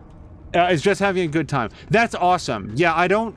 It's never the intent to call out anybody that might be sitting back, lurking, relaxing. I don't want to leave it unsaid that your participation and your streams were really missed during the time that you were busy. Also, Ricardo, again, I don't want to stop anybody from lurking if that's their preference, but how, if you don't mind my asking, like, how is the COVID situation in your country, because here in the United States, it just seems to be getting worse and worse and worse. I am, with no medical training whatsoever, very concerned that the Delta variant is not going to be the worst variant that we're going to see in the year 2021. Because there's just such a shrugging disregard for everybody's safety, including people's own safety. I'm just looking quickly around this area to see if there's anything to pick up. And I'm curious and hopeful that in other countries it's not as bad, that maybe whatever is happening here won't be visited upon other countries that try to be more responsible. Carolina says, I don't get why one would go into watching a series knowing that only one season is good, then dropping it after the first season when more seasons exist. Oh, if somebody decided that they wanted to watch all of Heroes, I'm not going to stop them. I'm only going to say at the end of it, yeah, you're right. That time could have been better spent on any other thing. But that does raise an interesting question. Is the first season of Heroes so good that I would recommend that anybody watch it, given the fact that everything that follows is unwatchable trash?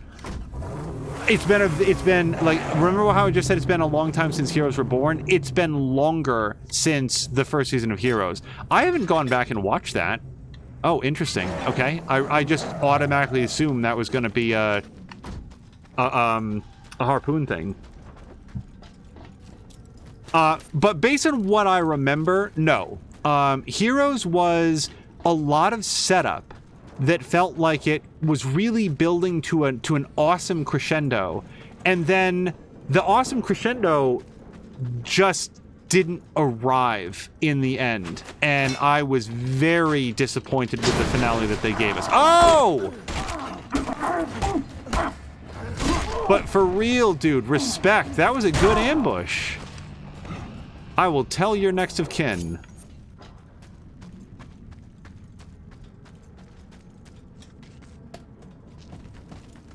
Samly, I would not recommend that anybody watch the first season of Heroes. I tried to rewatch it a few years ago. It doesn't hold up with what came later. And by what came later, I'm assuming, but I will like listen for your There's the steel beast. Still on rails. Sorry. Where does this tunnel lead? Oh, out into the great white, up high on the cliffs, and then, plummeting downwards of cubic proportions. I'll safeguard her while you take care of business. How do I get around this thing? Just carefully, I guess. I didn't think I had as much space as I do.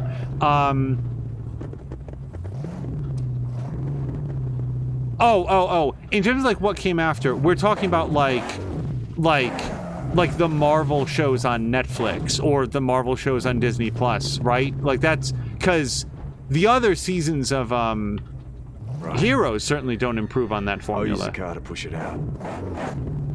Oh, hold on. Before I do that. Yes, she's moving. Steady pedal does it.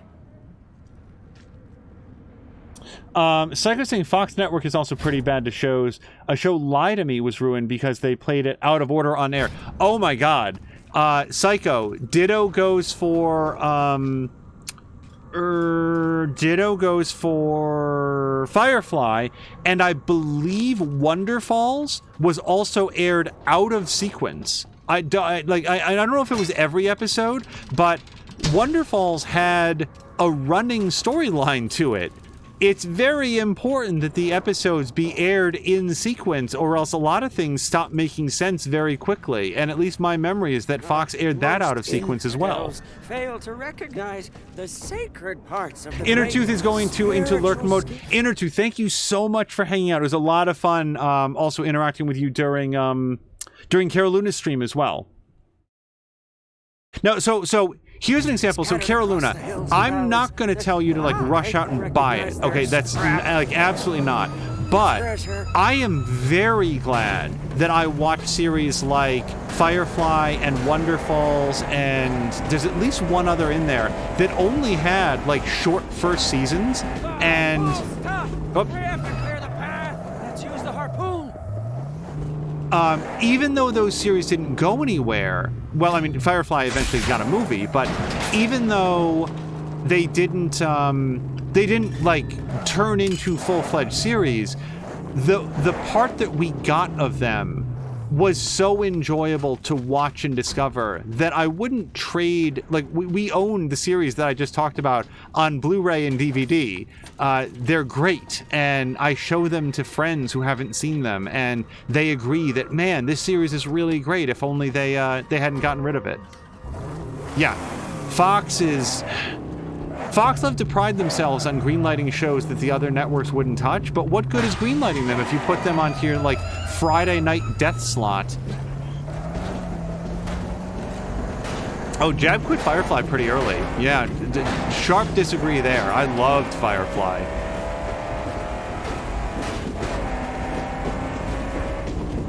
I will say, so we were just talking about, like, you know, every season of a television show has its bad episodes.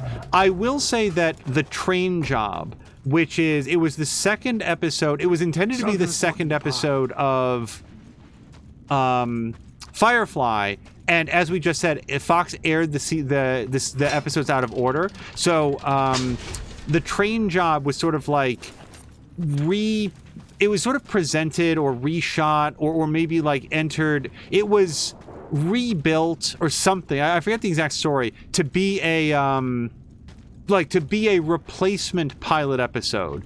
And I think it's the fact that it was sort of like slammed together as a replacement pilot.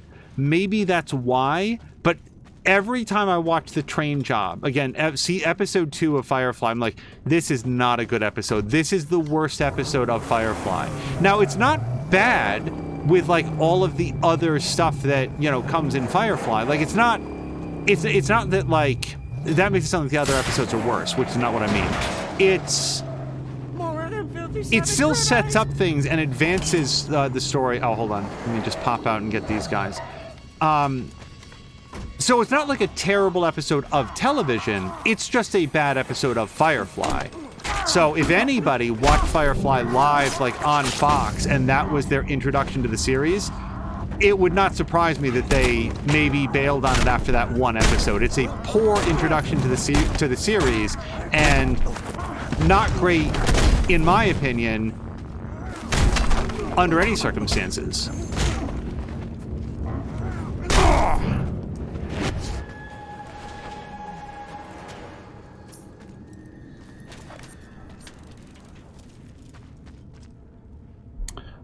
Let's see. Oh, hold on. There's a lot of... Ricardo gave a thorough answer, so I want to read it.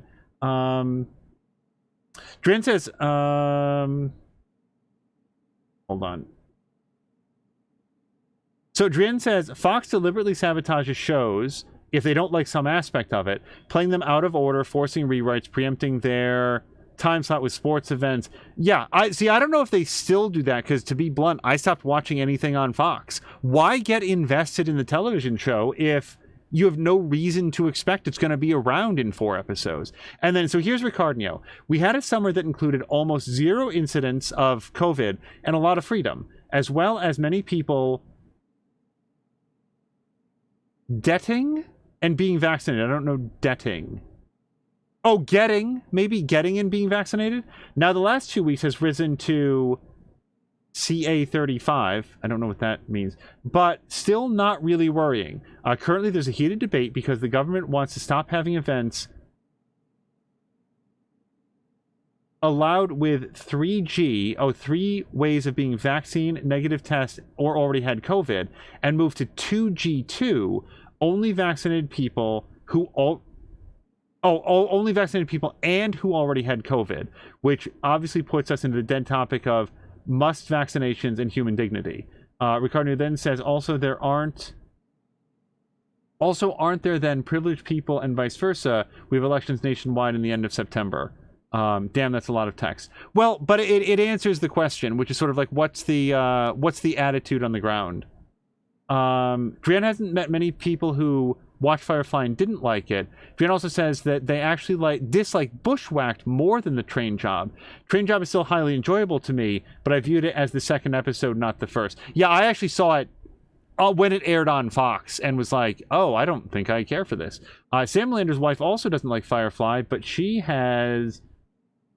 Wait, what was it? I missed it. She has a real problem with asshole heroes.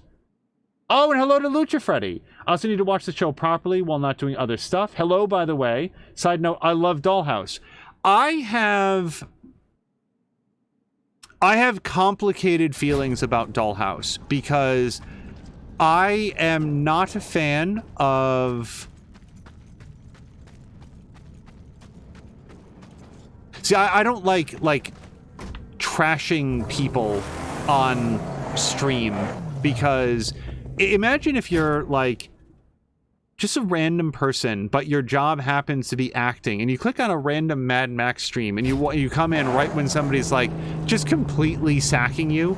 But I have to say, I'm overall really not enamored of Eliza Dushku as an actress.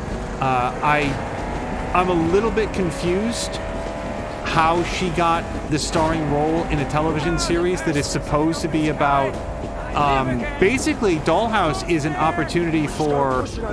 Hold on a second. I guess I'm doing this. There she goes!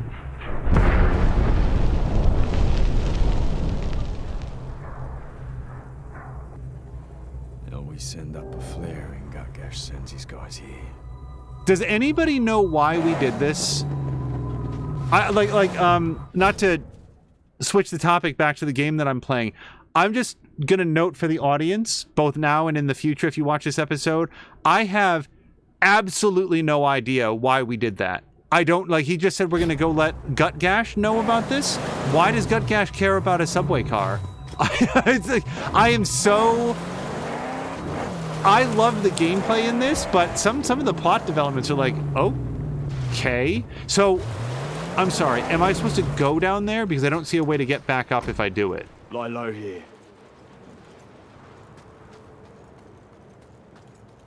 Oh, yeah, fuck this. I'm not gonna jump down there.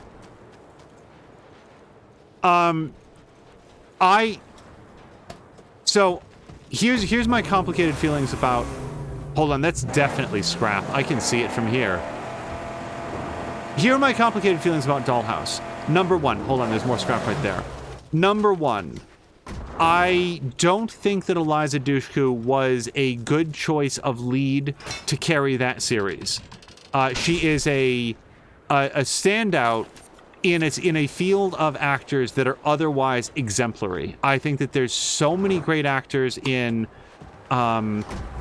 Dollhouse. It's the first time that I ever saw, and I'm going to mispronounce this actor's name because to this day I have never heard it said aloud, but I think it's Enver Goyab. I think it's something like that, but he played a major character in Dollhouse. Oh shit.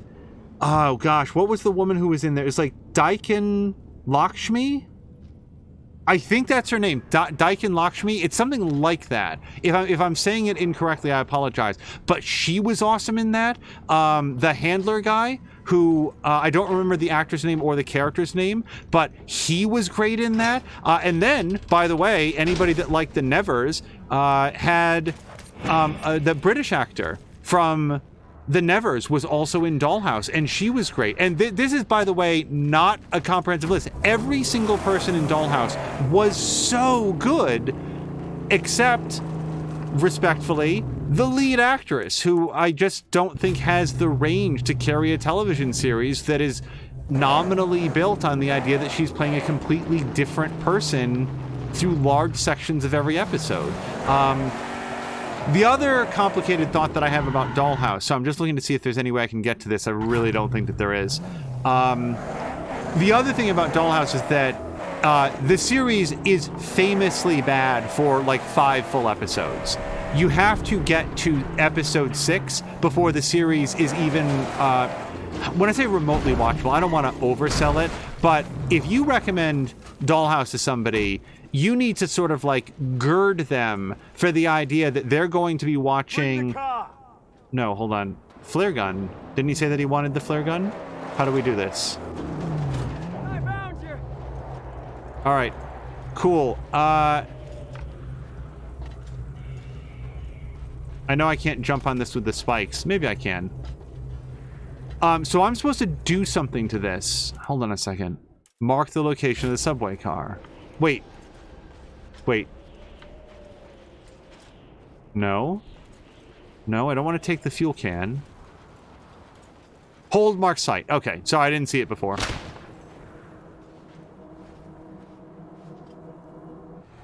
No. Once, okay, so the engine power of the Magnum Opus turned out to be really good use of retrieving the prime steel needed by Gutgash. That's right, he wants to build this stupid boat. And I guess the best source of steel is this old subway car. That steel would make beautiful wings for the Magnum Opus. I cannot tell a lie. I had completely forgotten that there were blue dots of of side missions that could be done. So let me just see if I can circle around to this set marker. And let me also just check chat. Hello to Azaric. Azaric, we were actually just talking about you, and specifically that I'm glad that you've not been in the Twin Peaks watch parties, because that show is bad and I don't like it. Jab. Oh, so on the whole, here's what I would say. Once you get past the first 5 episodes, you get into episode 6, Dollhouse becomes a very good show. Like, I don't think that Eliza Dushku was a good choice to lead the series. However, that doesn't change the fact that everyone else in the series is so good, and it's so... I feel like the series gets way better after that, and that it never really lets go again. I thought Dollhouse was a fantastic series all the way through its cancellation, and I was very sad to see it go. As with some of the other series we've been talking about today, is it worth revisiting now, knowing that a lot of the promise isn't ultimately delivered on? Probably not, but I don't know. It depends on how much time you've got.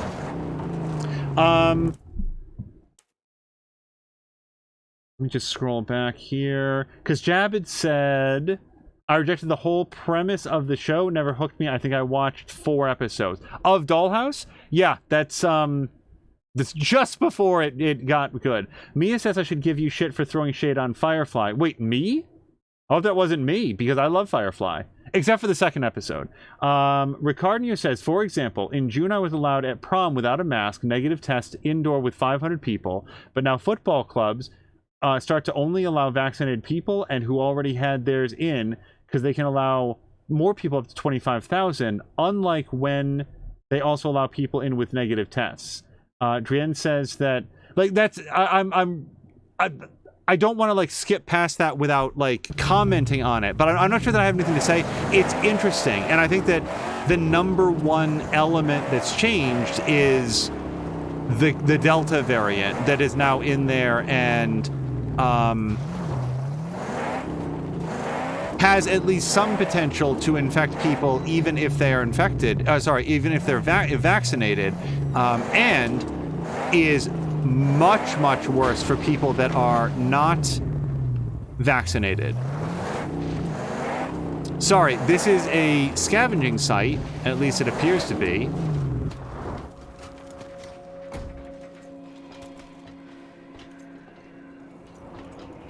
I don't... Oh! 1 of 2. Darn it. I was really hoping that would be the one. Yeah, I'll also say that people who... I'll say this. People who watched all of Dollhouse may recognize some storytelling opportunities or choices that are reminiscent in the Nevers. And I'm going to leave that extremely vague, but trust me that you'd have to watch both series really deeply to understand what even I'm sort of talking about. And it's not a direct one-to-one. It's just like there's certain things that happen in the Nevers that I'm like, oh, I saw another Joss Whedon series where they did something. They had an equally expansive view, and I'm so sorry for being vague, but I don't want to spoil things for people, because whether or not you plan to watch The Nevers, you should definitely, whether or not you plan to ever watch Dollhouse, you should absolutely watch The Nevers. That series is awesome. I am looking for a history relic. That's what I'm doing with my time.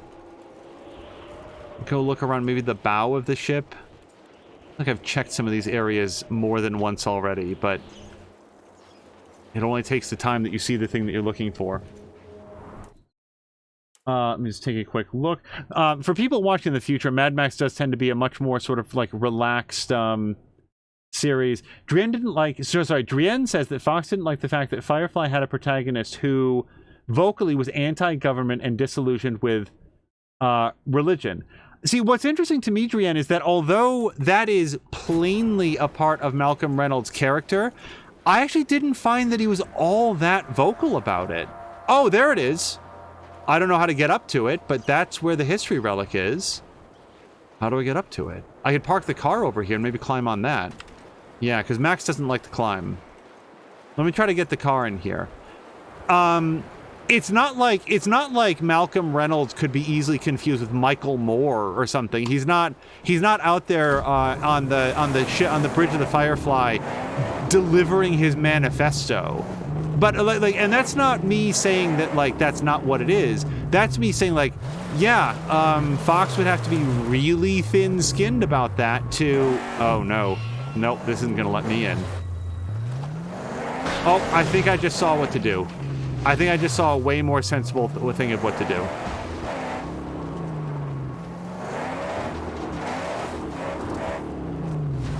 Not sure how to do it yet, but I'm going to get up there. We'll figure it out. Hold on. Max. All right, and jump! Okay, now I can drop down to it. That was the key. Okay, Legend of Zelda. Oh, I tried so hard to avoid that. Oh yeah, Mia is pro second episode of Firefly. Let me just read back through. Okay, so Simlian's going to go find supper. Jab said it had huge ratings in the first episode, then just shed viewers every episode. Most people did not like it. Oh, yeah, no doubt. Yeah, the first 5 episodes of Dollhouse are dreadful. They're very bad. They're poorly constructed. They don't appear to be leading up to anything. It feels like when you're watching it, it feels a lot like you're watching Brain Dead Brothel. That's what it feels like. It's a gross television series. And as far as I understand it, and again, as we were talking about with Heroes, maybe this is true, and maybe it's not. Hold on, let me read this. One last picture of our little miracle with hair. From now on, she'll be a little skinhead thanks to the infestation scare. All kids gotta shave so they don't drag no head lice to school and spread the disease. We even gotta burn the hair. Oh, whoops. And then back. Plague, riots, starvation, war, pestilence. It all came down around us. I did not recognize that there was like a child facing away from the camera in there. And then I can remember and envision in my head where I feel like Firefly got, sorry, I keep saying Firefly, where Dollhouse got really, really good. So yeah, the people that watched, yeah, no doubt that the ratings dropped off. And legend has it that what had happened was similar to what we were talking about with Heroes, except real. What had happened is that Fox was really meddling in the creation of those first few episodes. They were demanding rewrites. They were demanding re-edits, like setting dictates on what would and would not be in the television series. And there was some sort of a direct conflict about this, and somehow Joss Whedon regained control of the series and was able to make it more or less with a lot less studio interference, and the series got way, way better starting with episode 6. Is that true? No idea. I cannot say that that's a true story. It's something that's been said about it for many years. I will say this. I find that argument, that theory, that story to be a lot more credible than the Heroes one, because Joss Whedon had been a part of other television series that I felt were well done and well constructed, both before Dollhouse and after Dollhouse. So that's my take on that. I don't know if it's true, but I do find it plausible. Oh, and hello to Force, who is here and mostly intact. Oh, and Jab was saying that he was talking about Firefly. Well, Firefly, again, also was struggling with, like, the episodes being aired out of order. I don't know if they were all aired out of order, but they weren't aired in order. And yeah, also, I mean, I'll just toss out there, I don't think that the topic of conversation is, oh man, why did Firefly get canceled? It's Fox treats television, or has a history at least, of treating television series badly, sort of manhandling their scripts and their air times in ways that, wait. Aha! Hold on, I think we found it. And as a result, otherwise promising television series don't do very well, and that certainly describes Firefly. It checks all those boxes. Outside of that, what like the general public thought of Firefly is wholly uninteresting to me. Like, if somebody back in the day watched like a couple episodes of Firefly and said, I don't care for this, you know, constantly interrupted with commercials and I can't tell what's happening or like why I care about these characters because I'm watching episode 1 followed by episode 5 followed by episode 3. Cool. Like that will have no impact on the high esteem that I hold for the series. Firefly as a series, as a television series, remains one of the greatest squanderings of potential that I have seen in entertainment.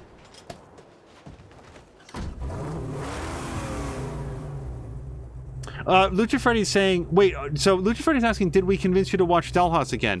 Lucha Freddy, for clarity, I greatly enjoy Dollhouse.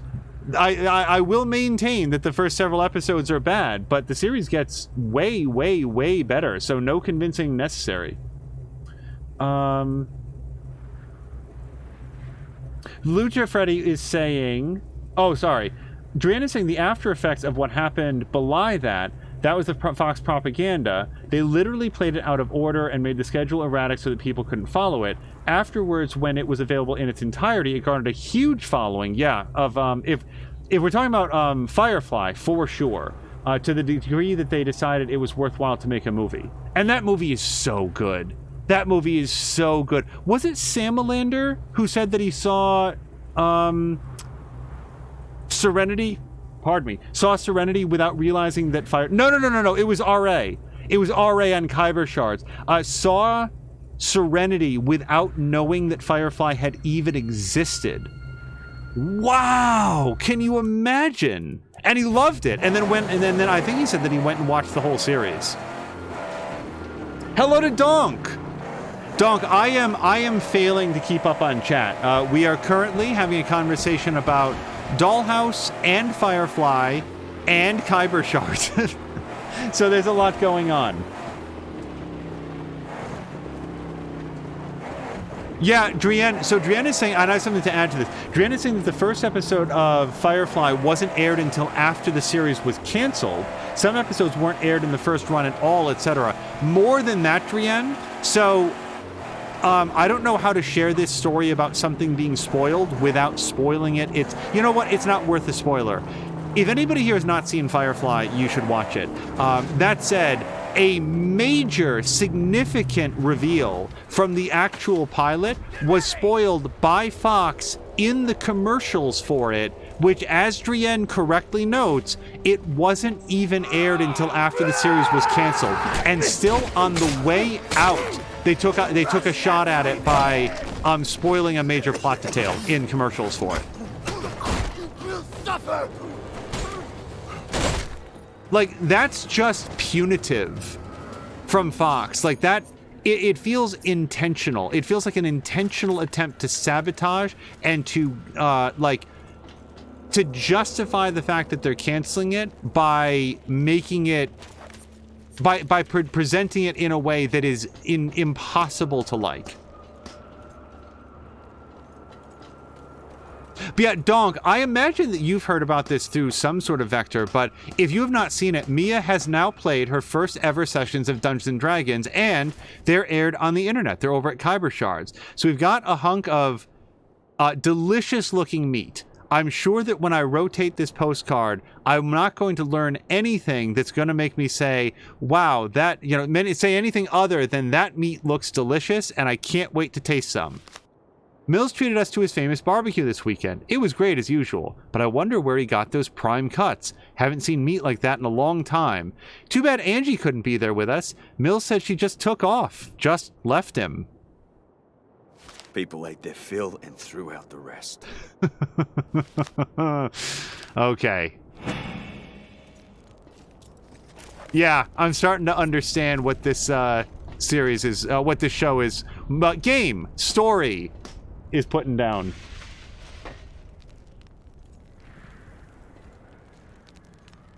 Uh-oh. Okay, good roll.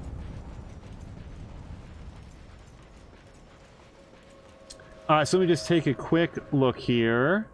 I'm going to check chat. Force had a long drive and an interview today. I hope it went well. I love Force. I love the fact that you have so many options of where to work. Definitely watch one episode of Firefly. I'm always going to say the same thing. Azric is offering a third watch party of the Nevers. Well, I'll tell you this, Azric. I wouldn't mind revisiting it when season 1B is available, like the second half. Definitely watch one episode of Dollhouse. Again, I was talking about Firefly. Dollhouse tanked the first episode, and the ickish factor really turned people off.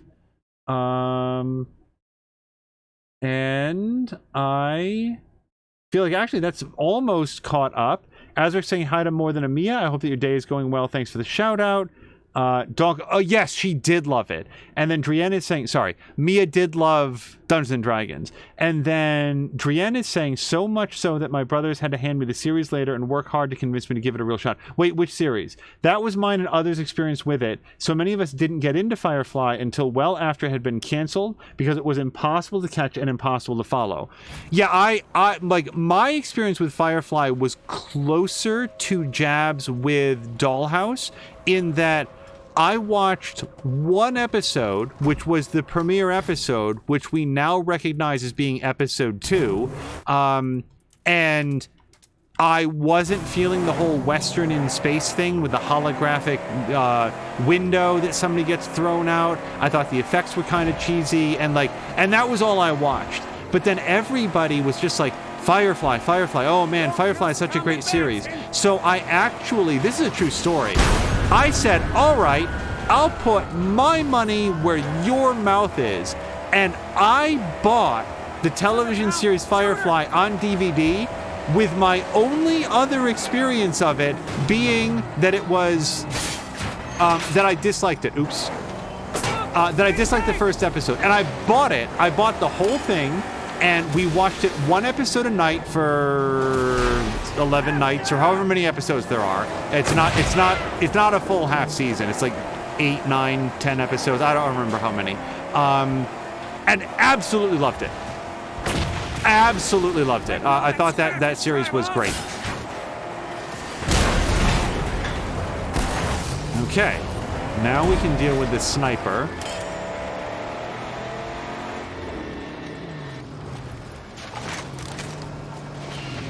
Hold on. Okay. You did it!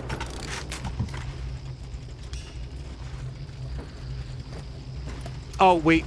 So, if I just park, will he still pull out the fire? All right, I'm gonna hang out while he repairs the car. Centrifugal Force was interviewing at the Children's Hospital Research Center. They really liked you. So, Force, I don't know why you would know this off the top of your head, but is that like one of the St. Jude's, not St. Jude's, what's the phrase that I'm thinking of? Like the Children's Miracle Network? Maybe that is St. Jude's. The point is it one of the children's hospitals that benefits from the Extra Life Marathon? Because that would be very cool. Force, you know what would make that awesome? Oh my god, Force, I'm just saying that if you were to take that job, oh my god. When Extra Life came around, you could go to different, not only you, but your coworkers could go around to different Extra Life marathons and like offer to go on and talk a little bit about the work that's done there that's being financed by the, by the donations that people are making. That would be so cool.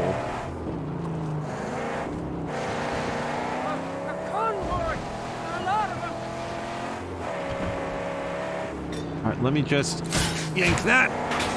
Oh, okay. I let go of it. That's what I did. Powerful artifact on its hood. Serve us well to wield such mysterious force. Okay. We'll go get the mysterious artifact. Now that I know the hood ornaments are more than just ornamental, I'm much more interested in tracking these down.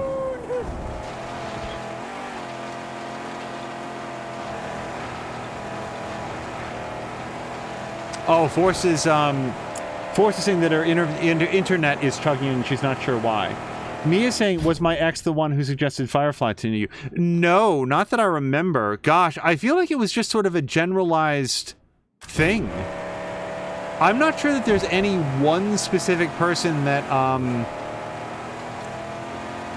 recommended Firefly. I'd have to think about it, but I don't think so. The person that you're thinking of did recommend things like Littlest ones are armored up. oh, well, that took out all the armor.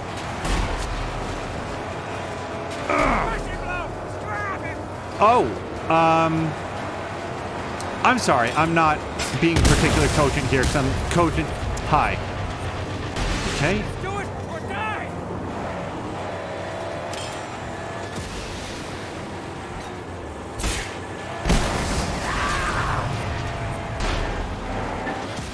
All right, I think, whoops. Nope. Okay, I took out this guy's entire entourage. I don't want to lose it now.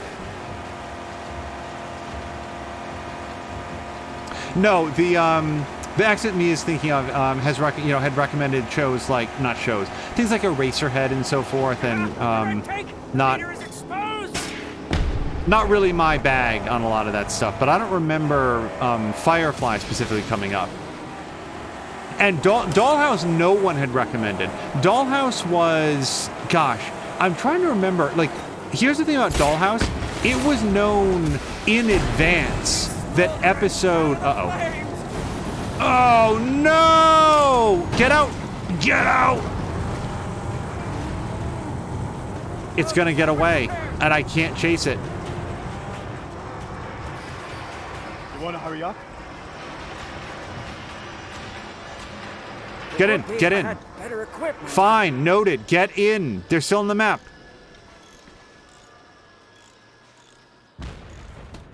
Go. We still have time. Go. Oh, I dropped off the map. Okay, that's no problem. We can still catch it.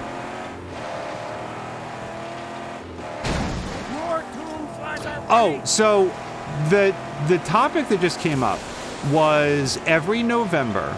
I wasn't expecting like change topics, but every November, the best thing in all of gaming happens, which is the Children's Miracle Network Extra Life Marathon.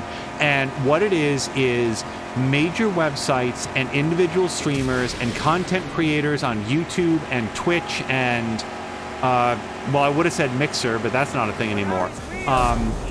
They all get together for about 25 hours usually, and do a big marathon gaming session on their individual channels with their individual audiences, and it's all in service of raising money for children's hospitals.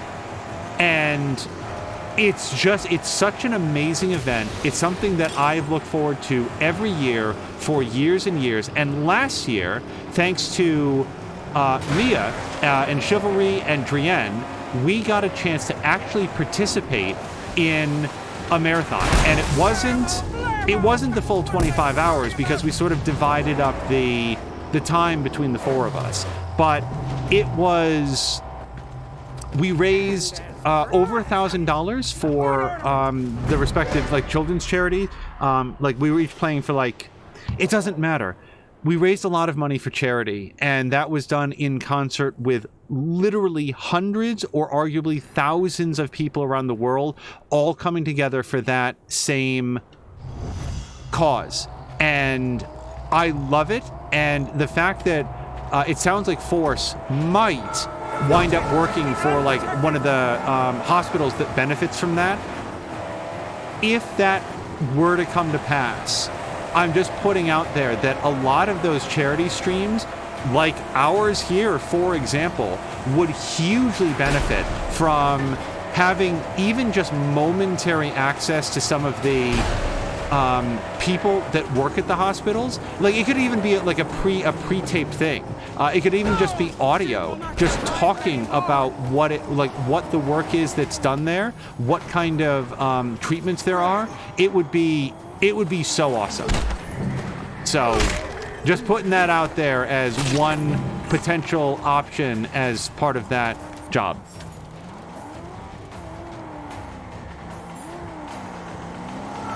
Nope. I'm hoping these guys stop. Okay, there was no exposed gas tank that time, so I didn't really think it was going to work.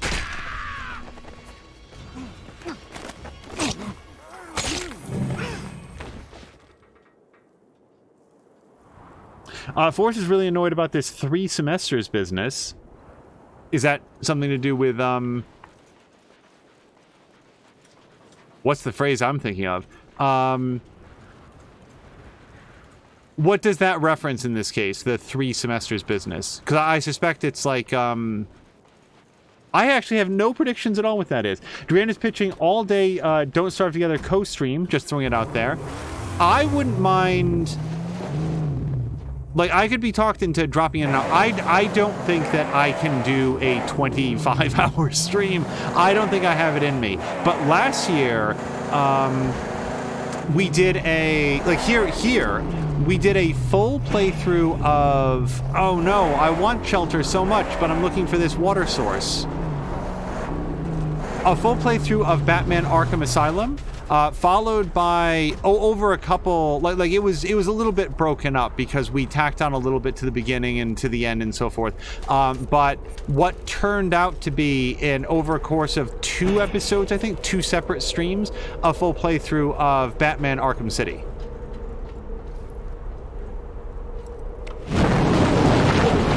Oh Christ! Okay. Can I get to a point where this is a little bit quieter? A little bit quieter? Son of a bitch. Because Chivalry did... Oh, let me drink here. Chivalry did Borderlands 3 and also took the overnight shift, which was an awesome thing for him to agree to. Drienne did... Was it Raft? What was it? It was some sort of survival crafting game, I remember, but I can't remember if it was Raft specifically.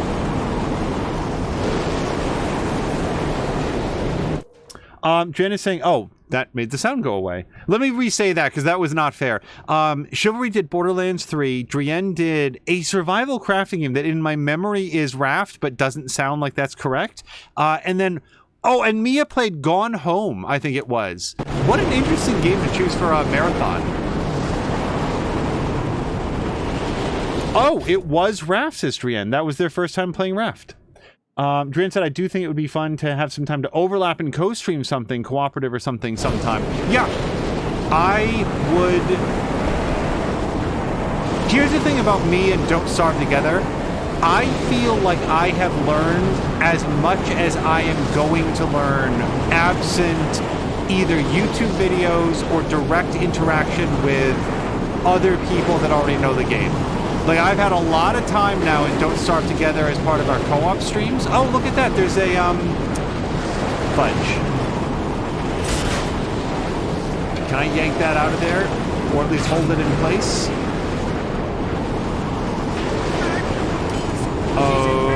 Okay. This is bad. Get out. Oh, I'm trying to get out of a vehicle.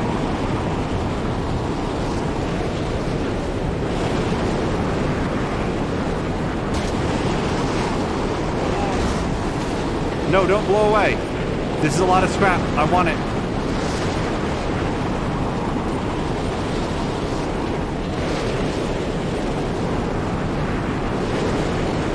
I'm just going to stand behind this for a second. Poor Chum Bucket. This detritus keeps damaging the car on him.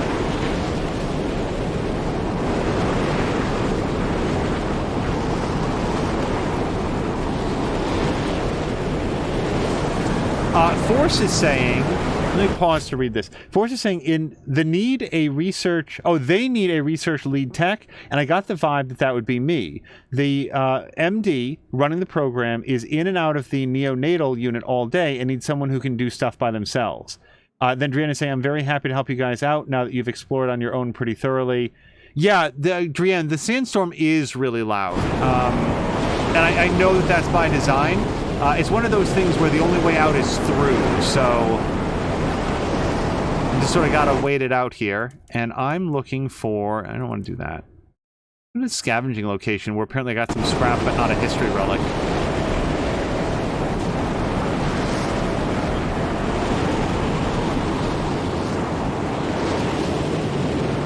Alright, so there's a history relic somewhere around here.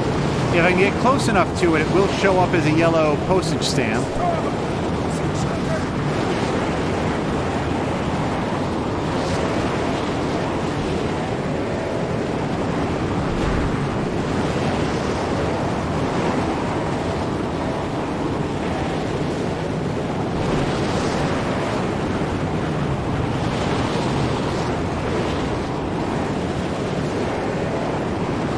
It's a little bit difficult to tell what the edges of... Oh, do we think it's up there, maybe? Yeah, okay, I can see it.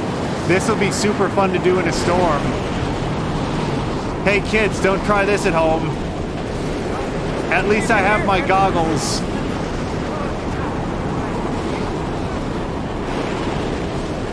I have to again say, the draw distance in this game is really well done. That it prioritizes collectibles and other things that they know the player is going to want to be aware of, and they assign it a glimmer that is very easily recognizable from a distance. Yep, there we go. As the storm draws to a quiet close, we can see somebody taking a selfie of themselves with what appears to be an old flip phone. Maybe not. Old motorcycle helmet. Some nervous neighbor took a shot at me and Richard yesterday. Richard got hit and his head exploded like a grape. I'm not going to let that happen to me, no sir. Okay. Mia! I doubt a fiberglass helmet would stop a bullet. Yeah, he probably didn't survive long. Oh, okay. Max beat you to it, Mia. I was about to ask if a motorcycle helmet would do very much to stop a bullet. Oh. I'm trying to check chat while balancing on this support cable. Is that what this used to be for the Golden Gate Bridge?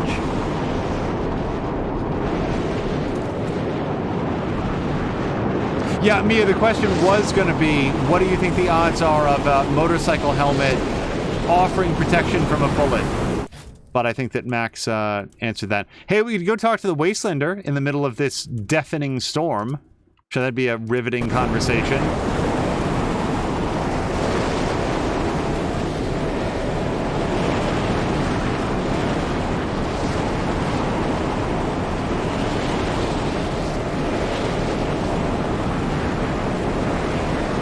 I can see that sort of glowing thing there is some more scrap. I would love to get it if I could.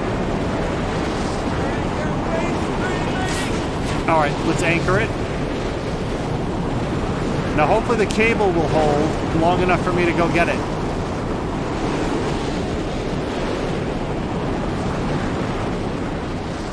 Okay, now stomp it.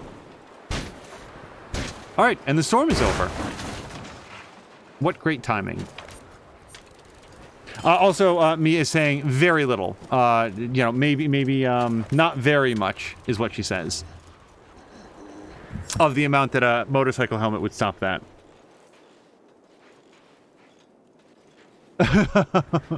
Mia said that she had to turn me down because of the storm. Yeah.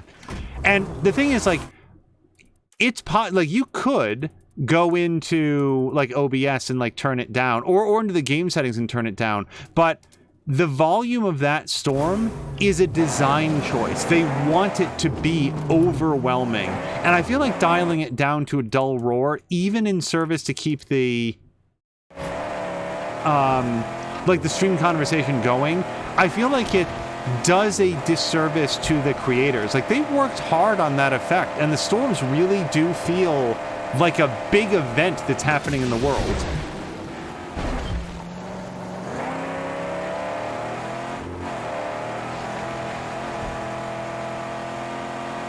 Oh yeah, Forrest was saying, I'm glad that she explained it, because I wasn't gonna understand yet that was a reference to Chicago. The Windy City is the one that she said has gone downhill in a hurry.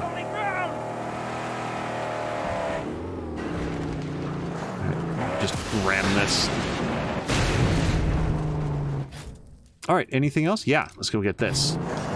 And then this will probably be the last location for this episode, because I had actually intended to stop her on 7 p.m. Eastern. You know what's been bothering me? Every episode that we've done recently, I've ended the episode and then like, oh no, that thing that I keep thinking that I wanted to talk about, and just completely slips my mind, because we'll get to talking about, like, I did not come into this stream thinking, at long last, our chance to talk about television series that were canceled before their time, or arguably in the case of Heroes, somewhat after their time. That was not a planned topic that we were talking about, but it's one that sort of came up, you know, naturally as we played. And I really like hearing from Drienne and Jab and Mia, and like, just a quick show of hands. When I was talking about Wonderfalls, does anybody in this stream know what show I'm talking about? Because it was another Fox series that was aired out of sequence. But the separation is that, although it is, I think, regarded as being significantly better than its truncated runtime, air schedule would indicate, I don't think it ever caught the sort of mainstream notoriety that Firefly or Dollhouse or Heroes did. Like, I feel like I'm probably the only person in this stream that knows anything about Wonderfalls. Jab saying more like a Phoenix than Chicago as far as that storm went. Why, does Phoenix have hellstorms? I've never been. I've heard, because Mia spent some time, she's talked about this, living out in the Midwest, and she speaks very, very well of it. It's hot, but it's a dry heat. It's actually very comfortable. I know that she made some of her lifelong friends out there. I've never been out there. Most of what I know about, like, Arizona, Nevada, is from the television series Breaking Bad, which is that people have really nice houses, and they spend a lot of time like cultivating their outdoor areas. Wow, that was absolutely nothing. I didn't realize this was a climb up to the same area I was just at. All right, I got 2 more scrap piles somewhere around here. Oh, and Javid said that he's never heard of Wonderfalls. Sam Melander said he's never seen it. Wouldn't it be fun? Maybe I'll speak to Mia about the potential of my hosting a Wonderfalls series or watch party at some point. It's not long. It's not a long series because there's not much of it. And I believe, like, Wonderfalls has... remember everything that I was saying earlier about, like, Eliza Dushku, I don't think was the best choice to helm, you know, to sort of be the lead actor in Dollhouse. The Wonderfalls, my memory, it's been many years, but I want to say that the actress who leads Wonderfalls is named Caroline DeVernus. I think that's her name. And she's very good in it. Like, so good that you'd be like, why isn't she in more things? And the only other thing I've ever seen her in was an even more short-lived, I think it was NBC, maybe it was ABC, but there was some television series about doctors that were like out in the wilderness. I don't remember if it was a jungle or like a deciduous forest or something. And the very first episode involved Michael McKean being on a zip line, but he managed to like get his hand mangled up in the wheel of the zip line, so they had to like go out there on like their own zip line to like extract his hand from where it was like caught and like mangled into the cable and stuff. And I think it was Michael McKean. But that, if that television series had a second episode, I didn't see it. I feel like whatever show that was canceled in its first episode. And that's the only other thing I ever saw Caroline DeVernus in. Which probably means, by the way, that she's on that same television series with Elliot Page. The Umbrella Club? What was that one called? Like, apparently that television series, that Netflix series, is where all of the actors and actresses go. They all go to that series, and then Angel doesn't know. Like, who is it? Alexa Davalos? Hey, what's Alexa Davalos in? Turns out she's in Man in the High Tower, which people have been recommending to us for years, and I still haven't seen it. And now I know that Alexa Davalos is in it. It's like, huh, probably should have watched that television series. Jab is saying that, like, Breaking Bad is in New Mexico. I couldn't remember what state it was, but I knew it was adjoining Arizona. What is it? It's like Arizona, Nevada, Colorado, and New Mexico are all like four squared together out there. And I couldn't remember which one it was in. Because that'd be a spoiler. I'm not going to say about what I was going to say. Doesn't a major character go and visit Phoenix at some point? It's like away from home. So wait, how am I doing on this location? Oh, I'm done, I think. Yep. Okay. So that makes a pretty good stopping point. Also, since it was our topic du jour, I'll just say that if you have not seen... Oh, and by the way, I'm not going to describe what Wonderfalls is. Like, hopefully someday we'll get to do a watch party or something, and then everyone can see.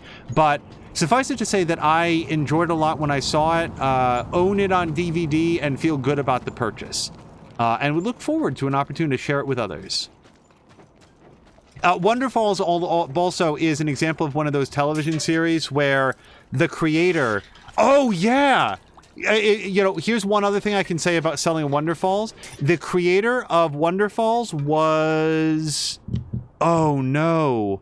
Sam Melander, you're going to know this off the top of your head. Maybe Drienne, Mia, Force. Who was the series creator of Pushing Daisies and other television series that I'm forgetting? Brian Fuller, is that the guy? Am I thinking of the right name? Wonderfalls was an early project that was created and sort of showrun by Brian Fuller, if I'm thinking of the right name. Jab is saying, what was the show about? I am not going to tell you.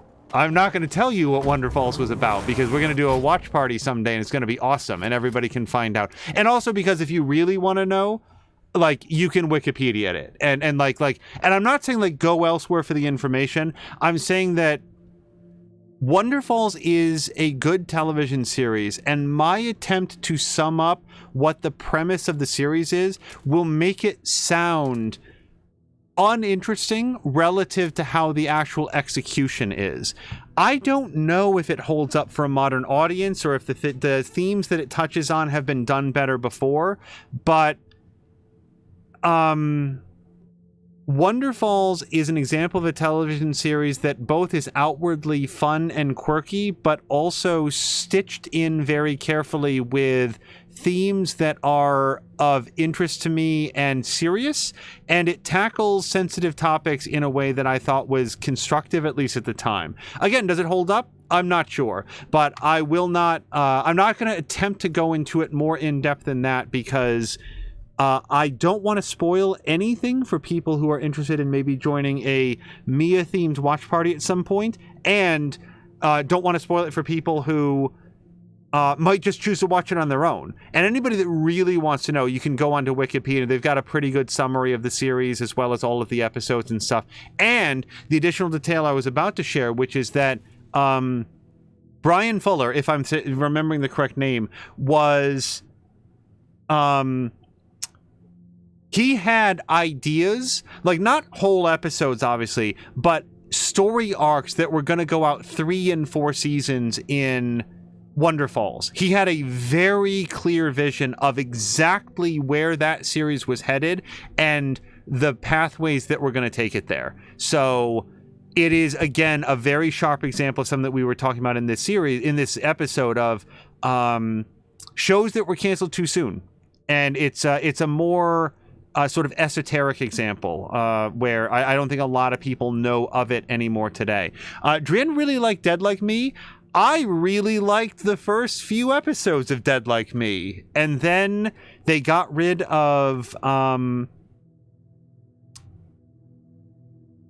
not Kerry Russell. They got rid of...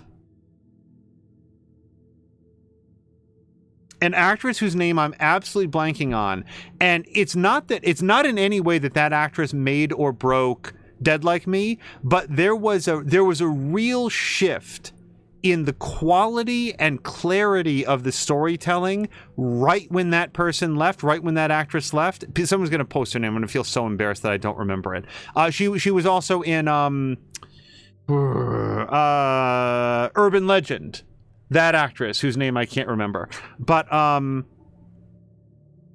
if you do a little bit of reading about Dead Like Me, guess what happened? The studio came in, or the network came in, and had very, very strong disagreements with Brian Fuller about the direction that the series was taking. And specifically, I want to speak carefully because this is my recollection of details that I read. Do not take this as factual information and go look it up yourself. But my memory is that Brian Fuller has openly talked about the fact that the network forced him to release an actress, the actress that I'm thinking of, on the grounds that she wasn't pretty enough, and that as a gay man, he would not be capable of recognizing an attractive woman. That is a story that, if I remember correctly, Brian Fuller shared about his experience attempting to work on the television series Dead Like Me.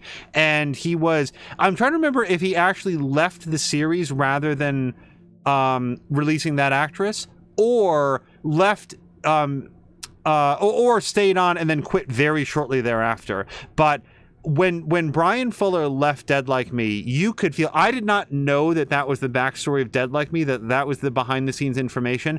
But when he was removed from Dead Like Me, the quality of that series absolutely cratered. And it just... I really enjoyed the start of Dead Like Me. It's got such a cool premise. It's such a neat idea. And it just goes nowhere.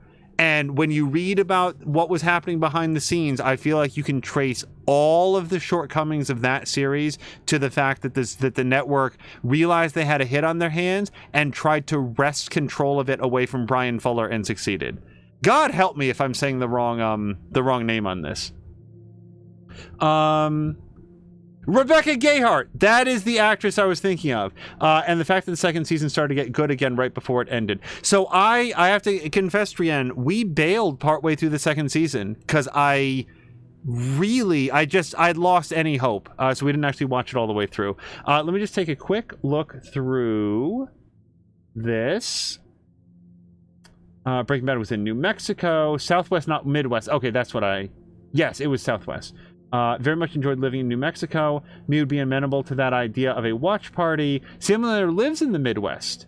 It's not a dry heat around here. Yeah, I misspoke with Midwest for sure. Jav says, I have gaps when I was out of the country for an extended time. For like, Sam Leonard saying Umbrella Academy, not Umbrella Club. Force says, shows canceled in their first episode, the Playboy Club. Yeah, so that was one thing I wanted to go out on. If you guys have never looked on the Wikipedia page, Wikipedia has a page about television episodes, television shows that were canceled within their first season, and then I believe television shows that were canceled for after one episode. And there's one that was like from Australia that like some studio executive got the network, not studio executive, network executive, got the head of programming on the phone during the airing and get this shit off my television screen. And it literally went to commercial and never came back. It was like some like really blue version of Laugh-In. I don't remember what it was called. Hail Honey, I'm Home, which was a Hitler-themed sitcom. Yes, that was a thing that existed. That got canceled after first episode. And God, there was some television series here in the United States that was massively hyped. It was like Life According to Emily, or What About Emily? Emily's Reasons Why. God damn it, you're fast. Yes. No, Emily's Reasons Why Not. Ha. Yes, Emily's Reasons Why Not was canceled after one episode, which is only notable for the amount of advertising energy that I think it was ABC put behind that television series. There were more hours of television commercials for that show than there were hours of Emily's Reasons Why Not. It was such a humiliating cancellation for like ABC, I think it was. God, that's a weird story. Anyway, let me just look up very quickly. Drin loved Dead Like Me. Force loved Pushing Daisies. Yeah, Pushing Daisies was awesome. Pushing Daisies was a fantastic television series. Again, canceled before its time. I will say that, like, in the second season, there were a few episodes that didn't feel quite as sharp, like, quite as, like, I don't know. But even then, the worst episode of Pushing Daisies was still a very good episode. I really liked that series. Sam Leonard really enjoyed season 1 of Umbrella Academy, hasn't gotten around to season 2. Ricardo likes the word Mia themed. Yeah, so do I. And so Mia's referencing 6 Feet Under was the one I was thinking of, not Pushing Daisies or Dead Like Me. So I've never seen one episode of 6 Feet Under, and then I have to stop. I really have to stop.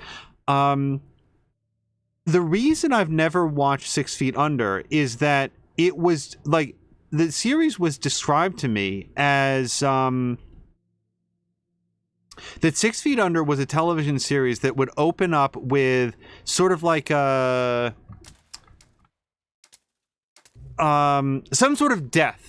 Some sort of like a scene where you're watching this character and you're just on edge waiting for what's going to kill them until like something actually does, and then the rest of the series happens. And the person who was describing this to me, so I'm not taking responsibility for this description, said somebody watched the first 5 minutes of every episode of 6 Feet Under and said, well, why don't we just make that a series?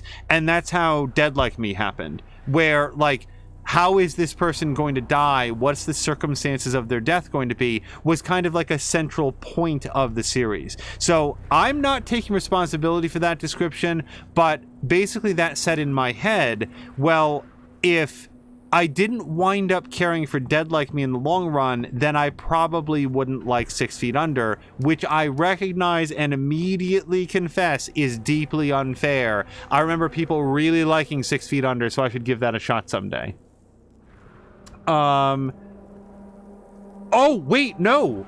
Oh, no, did I override? Okay, I am so relieved that I didn't override Triple Threat Thursday. Force, I had forgotten that they didn't get to stream last week.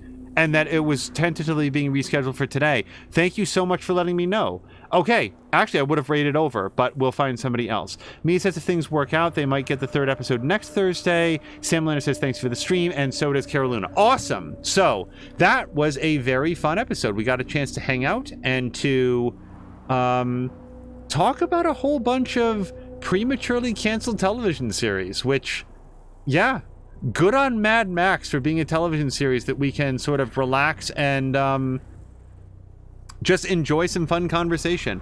Now, we're going to do a raid over to Sorry BTR. I hope that you will all greet him and wish him well and hang out with his stream because he's a very, very good streamer. But, wait, did I want that info? Which info? About Rebecca Gayhart. Oh, sure. Drienne, if you want to send it over via Discord, that'd be great. What I was saying about Sorry is I have to raid Sorry and then stop paying attention to what's happening on his screen immediately because he is playing 12 minutes, which is a sort of, as I understand the very, very basic premise, my understanding is that it is a time loop murder mystery game, which means I'm going to play it. I really actually want to play 12 minutes. I don't know that I'll have a chance to play it for a good long time, but that means that we're going to raid over to Sorry, and then I'm going to sort of like duck out to avoid spoilers. If you enjoy narrative-centric, story-centric games, then I might also recommend greeting Sorry and then maybe leaving a lurk. That would be an awesome thing to do. But if you've not heard of 12 minutes and otherwise want to be sold, I'm not sure that I can think of people better suited to show it off. Groomfy is saying hi and bye. Groomfy, I hope that you also have a great Thursday. Thank you guys so much. We'll see you again tomorrow. If not in our own stream, then certainly in Mia's and then Drienne's. And until next time, you guys, thank you so much. And I hope you have a great night.